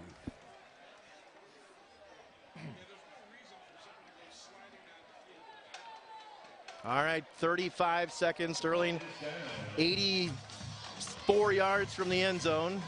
Staring hard at overtime. Still have to ball security here. Got to have it. Because if you're Quincy, you're going to make Sterling run plays and punt and have to punt. I would think. So Sterling's going to have to run offense here. Oh, yeah, definitely. Because they got their timeouts left. Maybe you spring one. Maybe you get lucky. 35 seconds to go. Tie game. It is going to be Tablante. Surges forward, out close to the 25, and Quincy will take a timeout. Or maybe we did. Timeout taken by Sterling. Okay. Sterling calls the timeout here. And we'll stay here for this. 30 seconds to go in regulation. 28 all ties. So what you wonder is if has Sterling something set up here with that, with what they put in place there?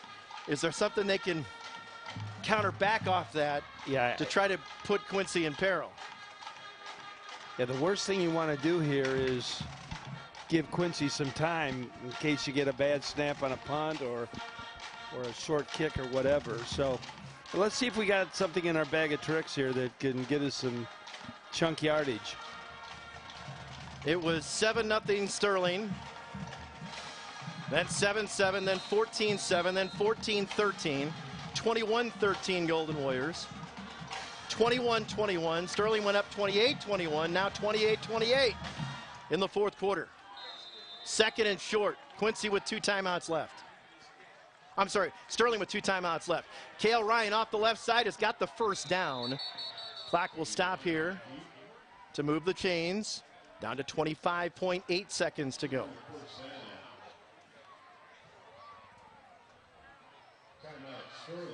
So Sterling takes another timeout. Yeah. Let's see how Quincy plays this in the backfield there. Sometimes when it's like this, they'll have guys way deep, and then you're trying to rush the quarter. The intermediate routes might be open.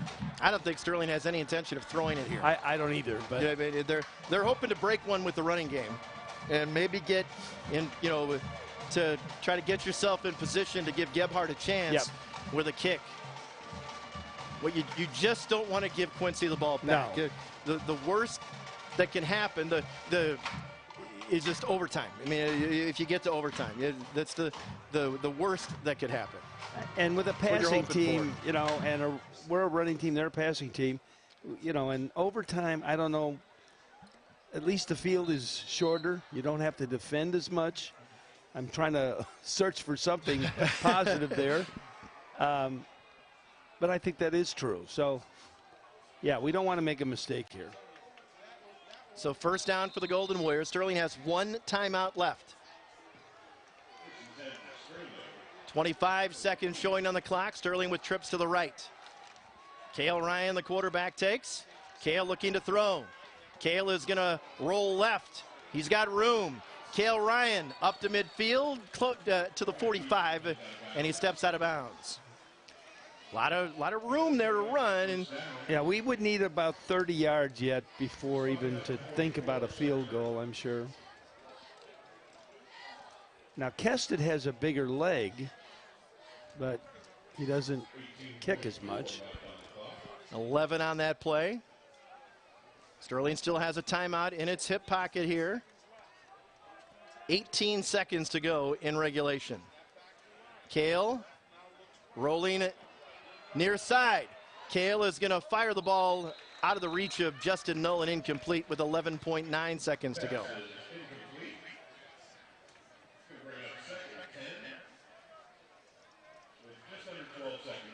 Putting a lot of trust in Cale to make the right decisions here, knowing the game situation, tie game, trying to make a play, but you don't want to make a mistake.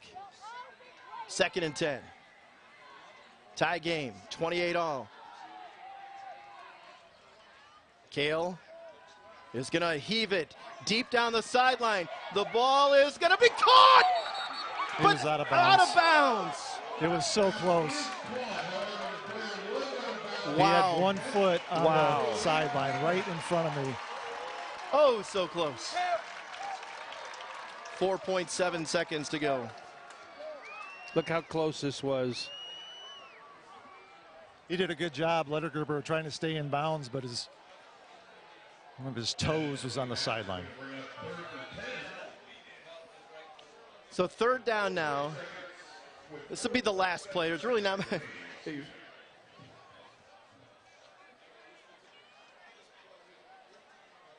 Wow, that was so close to giving Gebhardt a chance. Yep. Pass incomplete. Definitely the right call. And a timeout taken by Sterling. We're going to step aside for a timeout here. We'll be right back to Quincy in just a moment. What is it about wood floors that make people proud? Is it that they're sturdy, yet warm and cozy? Or do they just feel like they're making a statement about their home? Something that says, this is the place I choose to live my life to its fullest. At Brothers Flooring, we'll work with you to make sure your choice fits your lifestyle. From selection to installation and beyond, we're here to help you. Come check out the latest trends in wood flooring. Brothers Flooring, 1111 First Avenue, Rock Falls, and 1419 North Galena Avenue in Dixon, where you're one of the family.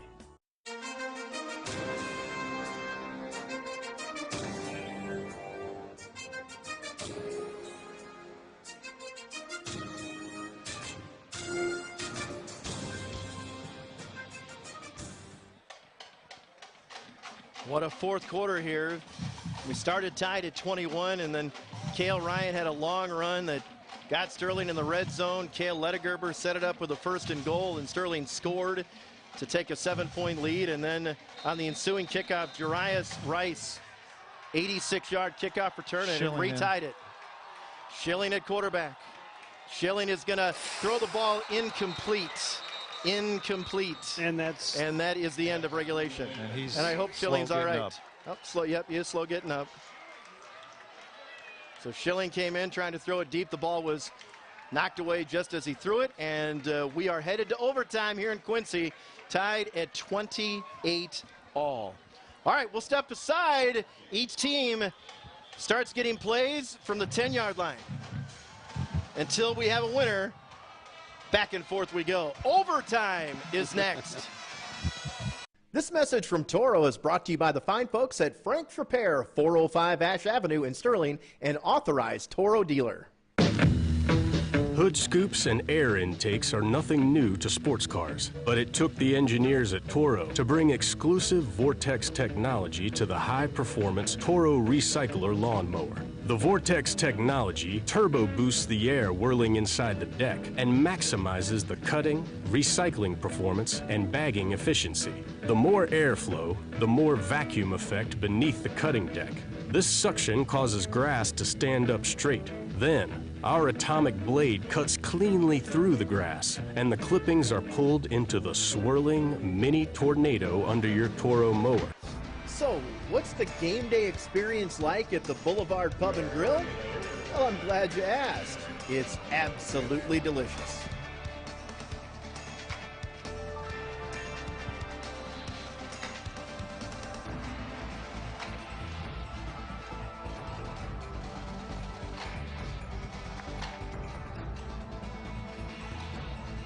Every day is game day at the Boulevard Pub and Grill in Sterling.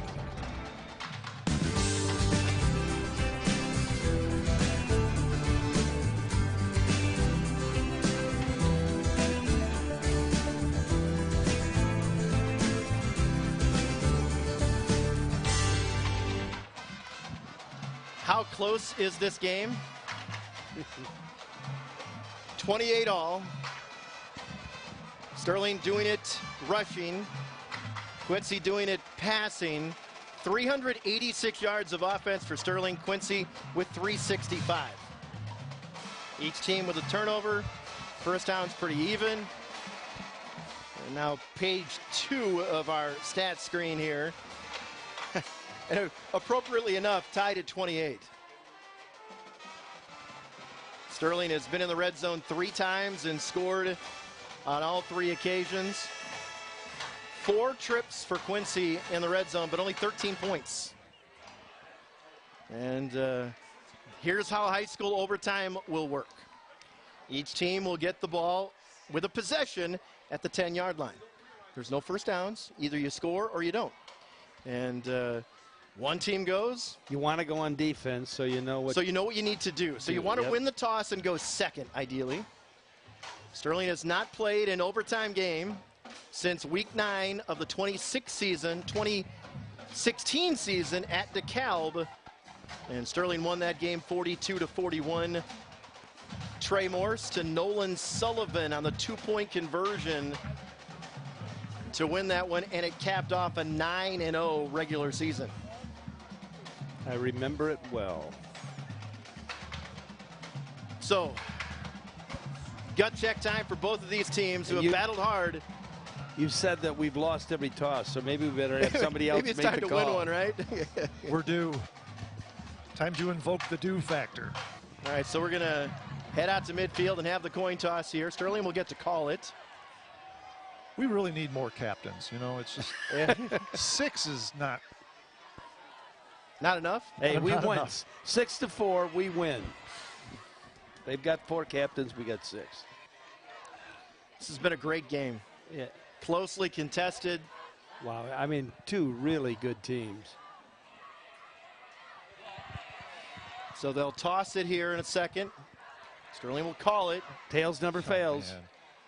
Just thinking back over this game, how big was the missed field goal near the end of the first half for Quincy? How big was the tackle on the 2-point conversion off the botched extra point when it was 14-13? The extra point that they kicked for their 28th point, barely went in. Right, after off a bad snap. And, oh my goodness. And then sakes. Ledigerber is inches away from a catch that would have given Sterling a field goal chance at the end of regulation with just 3 seconds to go. I mean, it's one of those games. It just feels like, it's not over yet in terms of the craziness. It is one of those games that you feel like neither team deserves to lose.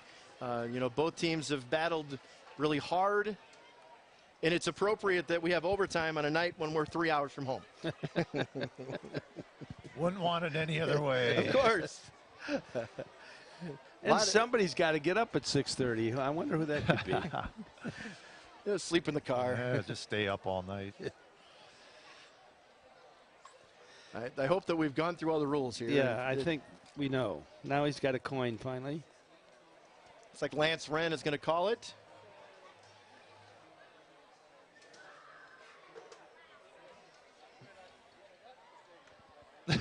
We lost it again. Oh, my.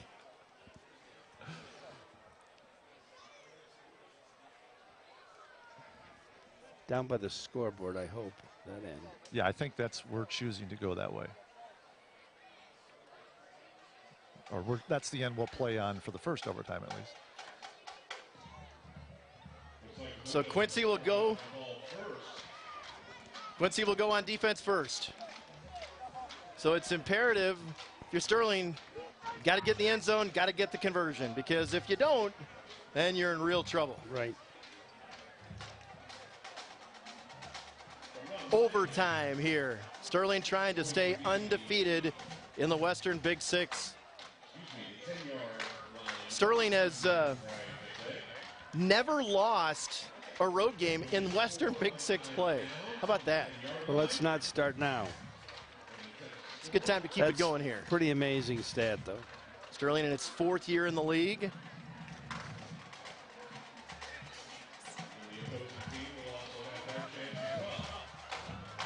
So 28-28 as we get ready to start overtime here.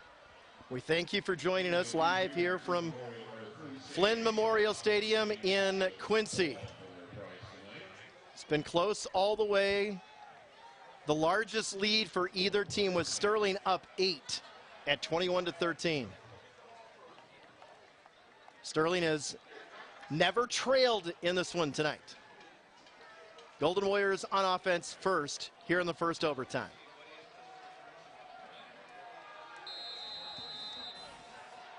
Gale Ryan at quarterback. Tablante in motion.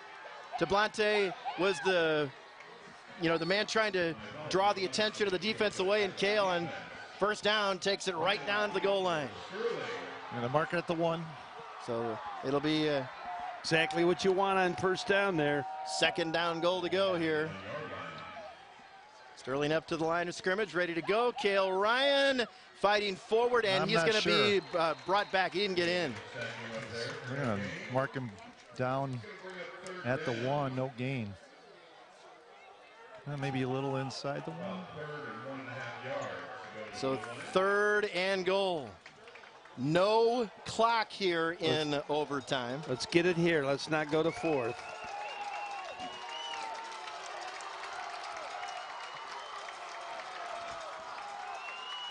Cale Ryan. No. Well, they're going to come in and take a look. They're saying 4th down. Oh boy, so now some serious white knuckle time. Sterling got 9 yards on first down, and now ball is sitting at about the 2-inch line. Here we go. 4th and goal. Got to get in. Tablante in the backfield with Cale Ryan. Tablante this time. Cale's run it 3 times. Cale's going to try again. Cale's in the end zone for the touchdown. Sterling takes a 34-28 lead here in overtime. And a big extra point coming. Freshman Ryan Gebhardt on for the conversion We got kick. somebody down again, too. Just a cramp, I think. It's Ulrich. He's going to try to limp off.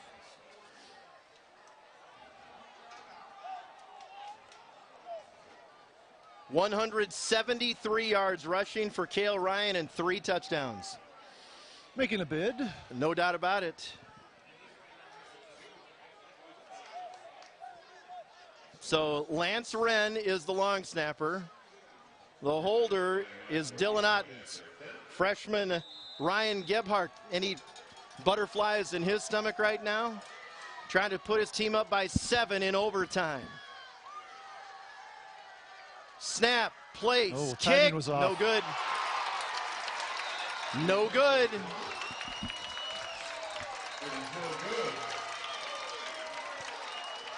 Quincy will get a chance, but Sterling only up by 6. Now any turnover, Sterling wins. The game would end. He just kicked that too low, it looked like. I think he started forward. The snap might have been a little bit later than he anticipated. Just something about the timing was off. All right, defense. Yep. You got the defense has a chance to be the hero here. 34-28. Sterling on top here in overtime.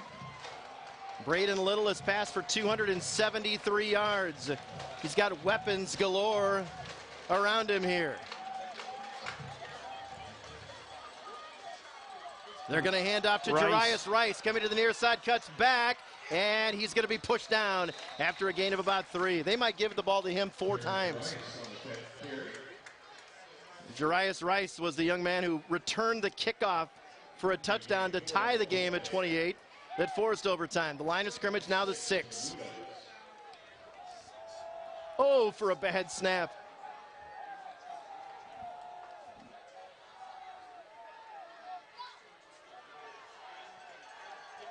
Rice remains in the backfield with Little.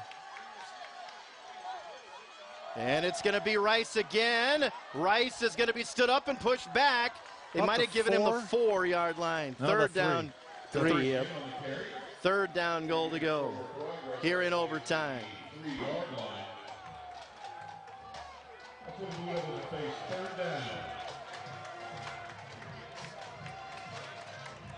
Oh boy. Sterling scored on 4th down to go up 34-28. Now 3rd down for Quincy from the 3. 3rd and goal from the 3. Sterling up by 6. They moved.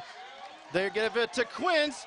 Quince is going to be brought down. It's going to be 4th down. Kendrick Muhammad. Woo! Wow, it comes down to this. Quince a little slow getting up. That was a little of that shuttle pass. Shovel pass, yeah. Kendrick Muhammad was not fooled and he on. made the tackle. Here we go. We haven't said Kendrick's name much tonight, but that's the biggest play so far of this one. I really hope, the Quincy fans are going to get up and make noise. Aren't you supposed to be quiet when your team's on offense? All right, the game is on the line on this play. Quincy must find the end zone, down by 6. Yeah, I thought we'd probably take a timeout once we saw how they were aligned. We're not going anywhere, folks. We're staying right here. The line of scrimmage is the 4. Just inside the 4 if you want to get technical. Quincy has ran it twice here in this series and then run a little shuttle pass to Gregory Quince. Quince has 3 receiving touchdowns in the game. Quince 7 catches for 115. I'd put my money on the sophomore, Jarius Rice, if I were Quincy. But who for Sterling is going to make a play? This has Cale Ryan time written all over it. Kested's out there. Maybe they roll. Muhammad made a big play. Tommy Tate is I don't know why. I just think number 1. Rice is going to be out there. 4th down goal to go. Quincy from the Sterling 4-yard line in overtime. Golden Warriors by 6. Here's the game. They tried to draw Sterling off. Sterling Did not. Now a timeout for Quincy. They've tried to steal a couple of yards there. Not a bad idea. Got to be ready to look out for that again. Each team gets one timeout in overtime. So they're both out. Good. They're both out, yep. Oh, my. Whew. You know, you got to watch Rice. Yeah, there's just so many weapons. But, you know, Sterling has playmakers on defense, too. Yep. So it's winning time right now. You want to win a conference championship? It's right now. Stop them. Out of the end zone. And everything that you worked all summer for is still a possibility if you make a play right now. This is why you did all that work during the summer. This is why you put in the time. It's for plays like this. And it goes for both teams. Who's going to make the play to make a difference right now? Out of the Quincy timeout. Here we go. We're deciding it right now. Little, looking, firing. Incomplete! Yes! Wins! Yes! Sterling celebrates the victory! Oh, my! The pass incomplete, and the Golden Warriors hold off Quincy in overtime, 34-28. Oh, yes. Oh, look at that. Woo! Happy bunch of Warriors there. Wow. Oh, my heart. My heart be still. If you're going to drive 3 hours, you might as well make it worth it. Were you not entertained, folks? Oh, my. Man, oh, man.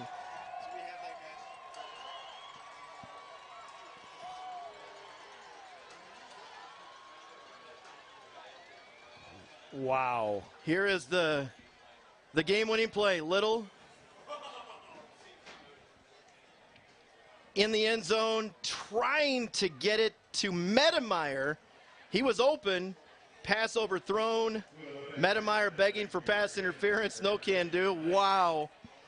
Gutsy win for the blue and gold here on the road. Woo. Quincy classy. Scoreboard is already off. Sterling wins in overtime. But not on ours. 34-28 the final score.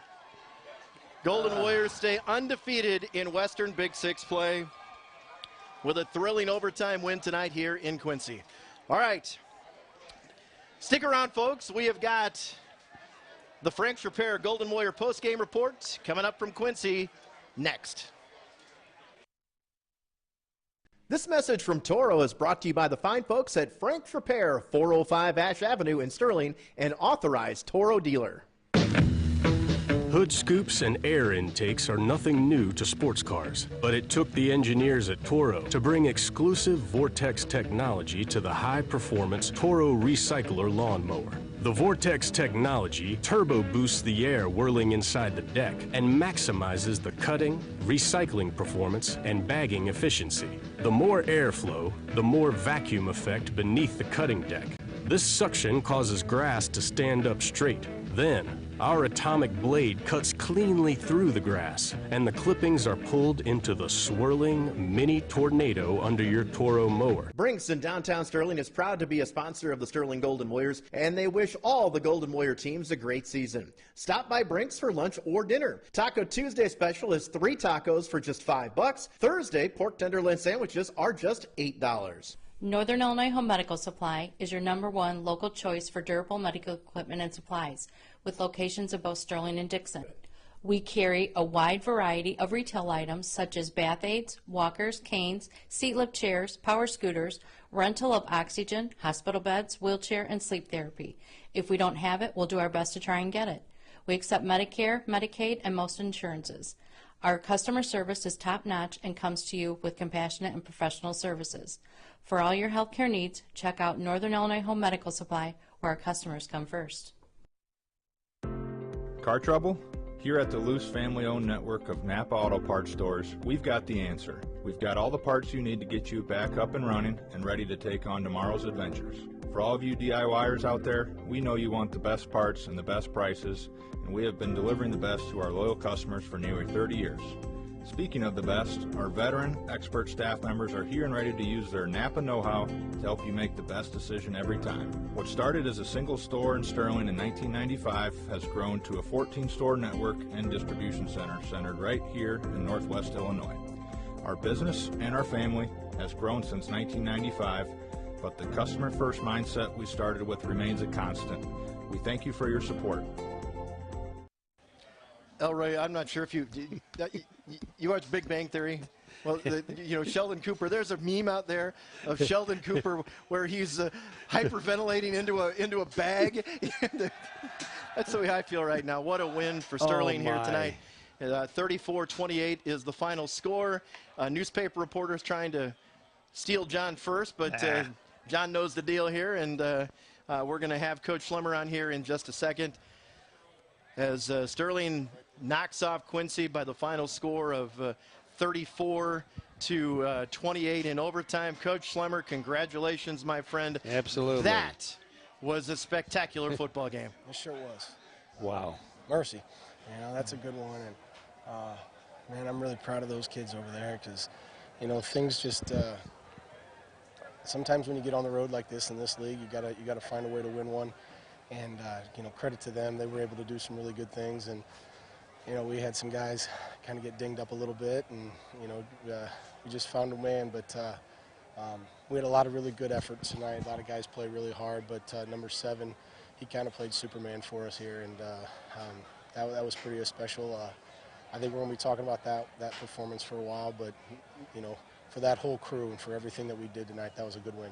Yeah, I think the word, John, is gutsy. I mean, there was adversity here. You had trouble, stopping their passing game. I mean, and they're really good and got tons of weapons and all kinds of stuff. But your guys, they stayed together and found a way and, played good, hard-nosed, gutsy football and found a way to win. That's all that mattered. We found a way to win.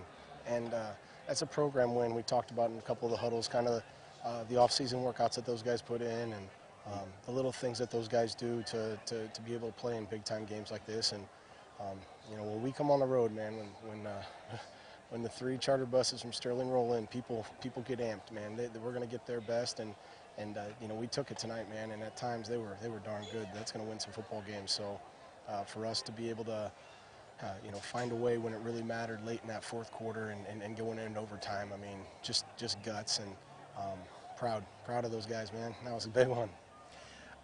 John, the drive where you took the lead 28-21, was that just Cale making a play, or did you guys do some different things, some adjustments to get your running game going on that drive there in the fourth quarter?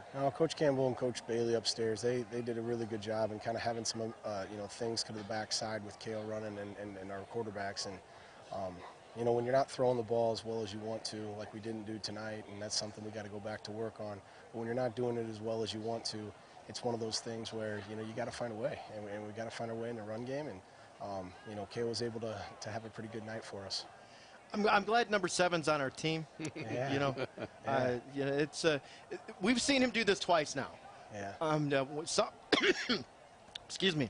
Sophomore year down at Moline, and then this game. I mean, it was the same sort of thing, wasn't it? Yeah, it was. He kind of put him on his back, and he wanted the ball. He wanted to be in there. He wanted everything about, what we were doing. And, that was just, I don't know what the final score was, but, man, that's one we're going to remember. And, offensively, we got to be better. Defensively, we got to find a way to get better at some stuff. But, goodness, man, with that little half roll where he's kind of coming back a little bit, that quarterback, he's hard to get to, and he's got a really good arm and good weapons on the perimeter. So that was a good game. Yeah, Braden Little's, awfully impressive. I mean, he's throwing, how many high school quarterbacks? Wow. Should be me doing that. I'm all verklempt here. Whew, that water's like all the way over. Yeah, and Coach, he had guys, like Jim said. He's throwing passes, but guys aren't out of breaks yet. Yeah. Right. Yeah. No, he's good, and their scheme's good. The one thing about Quincy, they've got good scheme, man. They scheme the heck out of their pass stuff, and they found something kind of with those that tight spread look with getting quick outs early, and we just didn't rally to the ball as quickly as we needed to. And those kids in space are pretty darn good. So yeah, to their credit, man, they were good tonight, and our kids just we were one play better, and that's all that mattered. Yep. First thing that you thought when the pass went incomplete. First thing that went through your head. Well, you know, I was just happy for the kids because you see those kids storm the field, and I told them afterwards, I said, you know, please don't forget this feeling because this is special. This is you can't recreate this when you get to be my age or, you know, geez, your guys' age. But thanks, John. Yeah, I'm sorry. But you can't recreate it, and being with your best buddies in the world out there. So, you know, don't take it for granted. Don't forget about this one. You know, for a while, you know, just kind of be a part of what you know, this program is, and this program's so special to a lot of people, and you know, that was an awfully big one, man. Yes, it was. I'll let you sign my leather helmet later, okay? All right, back at it. You just have the best offense in the league coming to town next week. That's all. You know, you had the best quarterback this week, best overall offense next week. You know, and hey, out of the frying pan into the fire, right? Yeah. That's what this league's all about. It sure is. You know, and it's a week by week thing, and it's a grind, and we're going to be excited to go back home. I'll tell you that much. Yeah, it'll feel good. That bus ride's going to be fun, isn't it? Man, is it? It's going to feel great. So, yeah, no, it's going to be a fun week and, you know, homecoming week. So excited for our kids to go out there and you know, to do the things that high school kids should be able to do. So, you know, we're not too far removed from COVID where those things kind of went away. So every day that they get an opportunity to come out here and kind of do those fun things, I know myself, I'm going to kind of encourage that. Coach, congratulations. Hell of a win. Sir. You know, it was, and it's a lot of people, and you know, I know you guys know, and I had a good buddy who. I know where you're going, John. Yeah, and yeah. It was Graham Hall's father. You know, Graham, a member of the class of 2006, 2005 football team that went undefeated during the regular season. Graham's father recently, you know, passed away. Long-term illness, and you know, Graham, you know, reached out to you. I know, John, obviously you're a good friend with him. He reached out to me. He reached out to me. Yeah, and talked about what this program meant to him and what it meant to them as a family to be able to enjoy this together at the end of Mr. Hall's life. So, you know, again, it's bigger than the game. Denny was a great guy. You know, and he really was. I wish I could say something, but I am. We understand. Yep. For you. It was. He helped tonight. Yeah, I think so. Oh, I promise you he did. Yep. All right, man. God, what is wrong with me? Johnny, enjoy the ride home. Thank you guys so much for being here. See ya. All right, we'll wrap it up here from Quincy. Might want to be in the frame next. So, what's the game day experience like at the Boulevard Pub and Grill? Well, I'm glad you asked. It's absolutely delicious.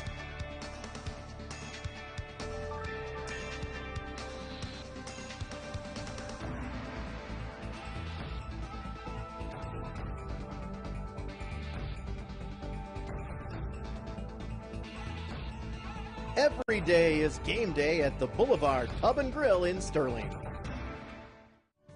At Community State Bank, we engage with our community.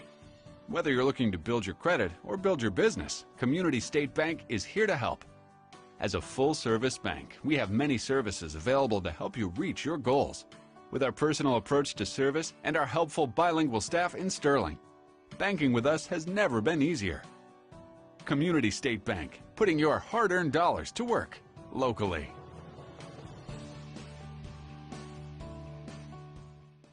What is it about wood floors that make people proud?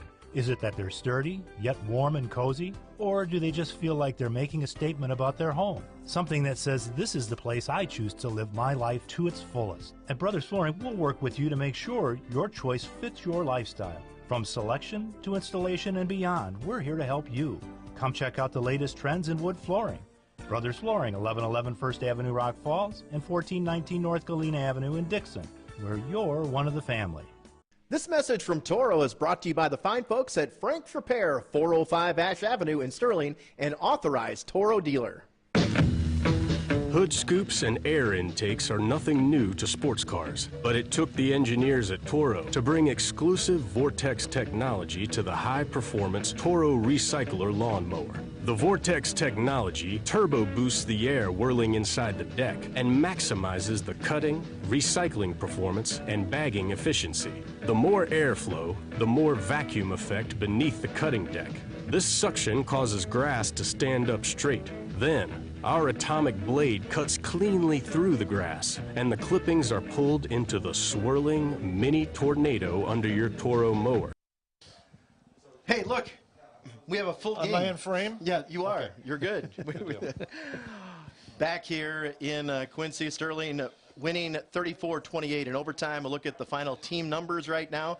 All of our statistics brought to us by Schreiber Automotive Group, Dixon Ford, and Sterling Chevrolet. First up, here are these team numbers, just the rushing and passing numbers. You look at Sterling 355 rushing, and Quincy with 273 passing. Penalties even, turnovers even. Total offense, Sterling 396, Quincy 371. But remember, Quincy had an 86-yard kickoff return for a touchdown. So, I mean, all that stuff very even. They would indicate the game was close on the scoreboard, and it was. Of course, Sterling winning in overtime, 34-28. We take the one step further, look at the team numbers here, comparing things out. Time of possession goes in Sterling's favor. Third down, a lot of them, obviously. That number, for Quincy, 4 trips into the red zone and only 13 points. And then a red zone opportunity in overtime, and they don't get points. So, in essence, Quincy, from inside the 20, 5 times in this game, scored 13 points. And it's big. That's very big. Sterling in the red zone 5 times, 4 times, and scored 21. So just Braden Little, man. Couldn't get to him. Awfully impressed. He was 19 for 42 for 273 yards, 3 touchdowns. Gregory Quinn, 7 catches for 115 and 3 touchdowns. Jarius Rice, he did not get the ball enough. He touched the ball 11 times. 12 if That's you count the kickoff return. I'm concerned. I understand. if I were Quincy, he would touch it more than 11 times. He's impressive. Yeah, I wish he hadn't got and he's it only in the kickoff. Yeah, he's only a sophomore. So they have incredible sophomores. It's just amazing. I'm looking forward to playing them the next couple of years. Nope. All right, time to name the Candlelight Clutch player of the game while I still have a voice. I didn't strain my voice. It's just like feel really dry. That's why I can't keep myself. I know. I'll take care of that. You do, huh? Maybe we shall partake. All right, Cale Ryan. There's no doubt he's the Candlelight Clutch player of the game, right? Definitely, yeah. Just well, he got it started, in the first quarter, and he finished it in overtime, and did a lot in between as well. And like you said, when JP went out, or not really out, but he was mostly on defense. I mean, then all the pressure's on him, and he just did a great job. There are his final numbers: 21 carries, 173 yards, 3 touchdowns, including the game winner in overtime. We'll set Cale up with another $25 gift card from the Candlelight Inn, with locations in Sterling, Rock Falls, and Clinton. Candlelight Inn, home of the original Chicken George. Congratulations to Cale Ryan. Can I throw in an honorable mention? This is kind of going off the beaten path a little bit, but Justin Knoll punted, 6 times maybe, and really punted well. Especially those 2 in the first half that were really important. We haven't had to punt a lot this year, and nor has he. So 6 punts, and he averaged 35. Yeah, he'll take that. He'll take that in high school football. So honorable mention to Justin. Sure. I'm good with that. That was a key part of tonight's game, field position, and, we were a couple times punting from pretty deep in our own territory, and he was able to flip it a little bit. So Cale Ryan, Candlelight Inn Clutch player of the game. And we'll wrap it up here. Sterling won the Frost-Soft game 18-14 a long time ago, it seems like. And Sterling holds on, wins the varsity game in overtime 34-28. Golden Warriors now 5-1 overall and a perfect 4-0 in the Western Big Six. Sterling back at home next week to take on Rock Island for homecoming. Sterling will be at home for 2 of its final 3 games Sterling will take on Rock Island at home. Moline on the road. That could be big, maybe. And UT at home to close out the regular season. So Sterling with 5 wins is now playoff eligible. So that's not anything to scoff at, certainly. That's always part of what you play for. And proud of these guys, proud of this team because there were times when you think to yourself, I don't know. I mean, I don't know if they can stop them. There were times where I thought, I don't know if we can move the ball or not. But somehow, some way, they found a way, got the win, and Sterling will celebrate the 3-hour ride home with a win. All right. For our entire crew who got it done here tonight, awesome job. We hope you enjoyed the broadcast. We made the long trip for you so you didn't have to. We know you enjoyed the score. Yeah, exactly. 34-28 in overtime. Sterling gets the win. Have a great weekend, folks. Go Illini, beat Wisconsin. Go Bears, beat the Giants. Go who the Steelers got? They got the Jets. Yep. Go Steelers, beat the Jets. Enjoy the rest of your football weekend. It's already off to a great start, folks. Be safe. Take care.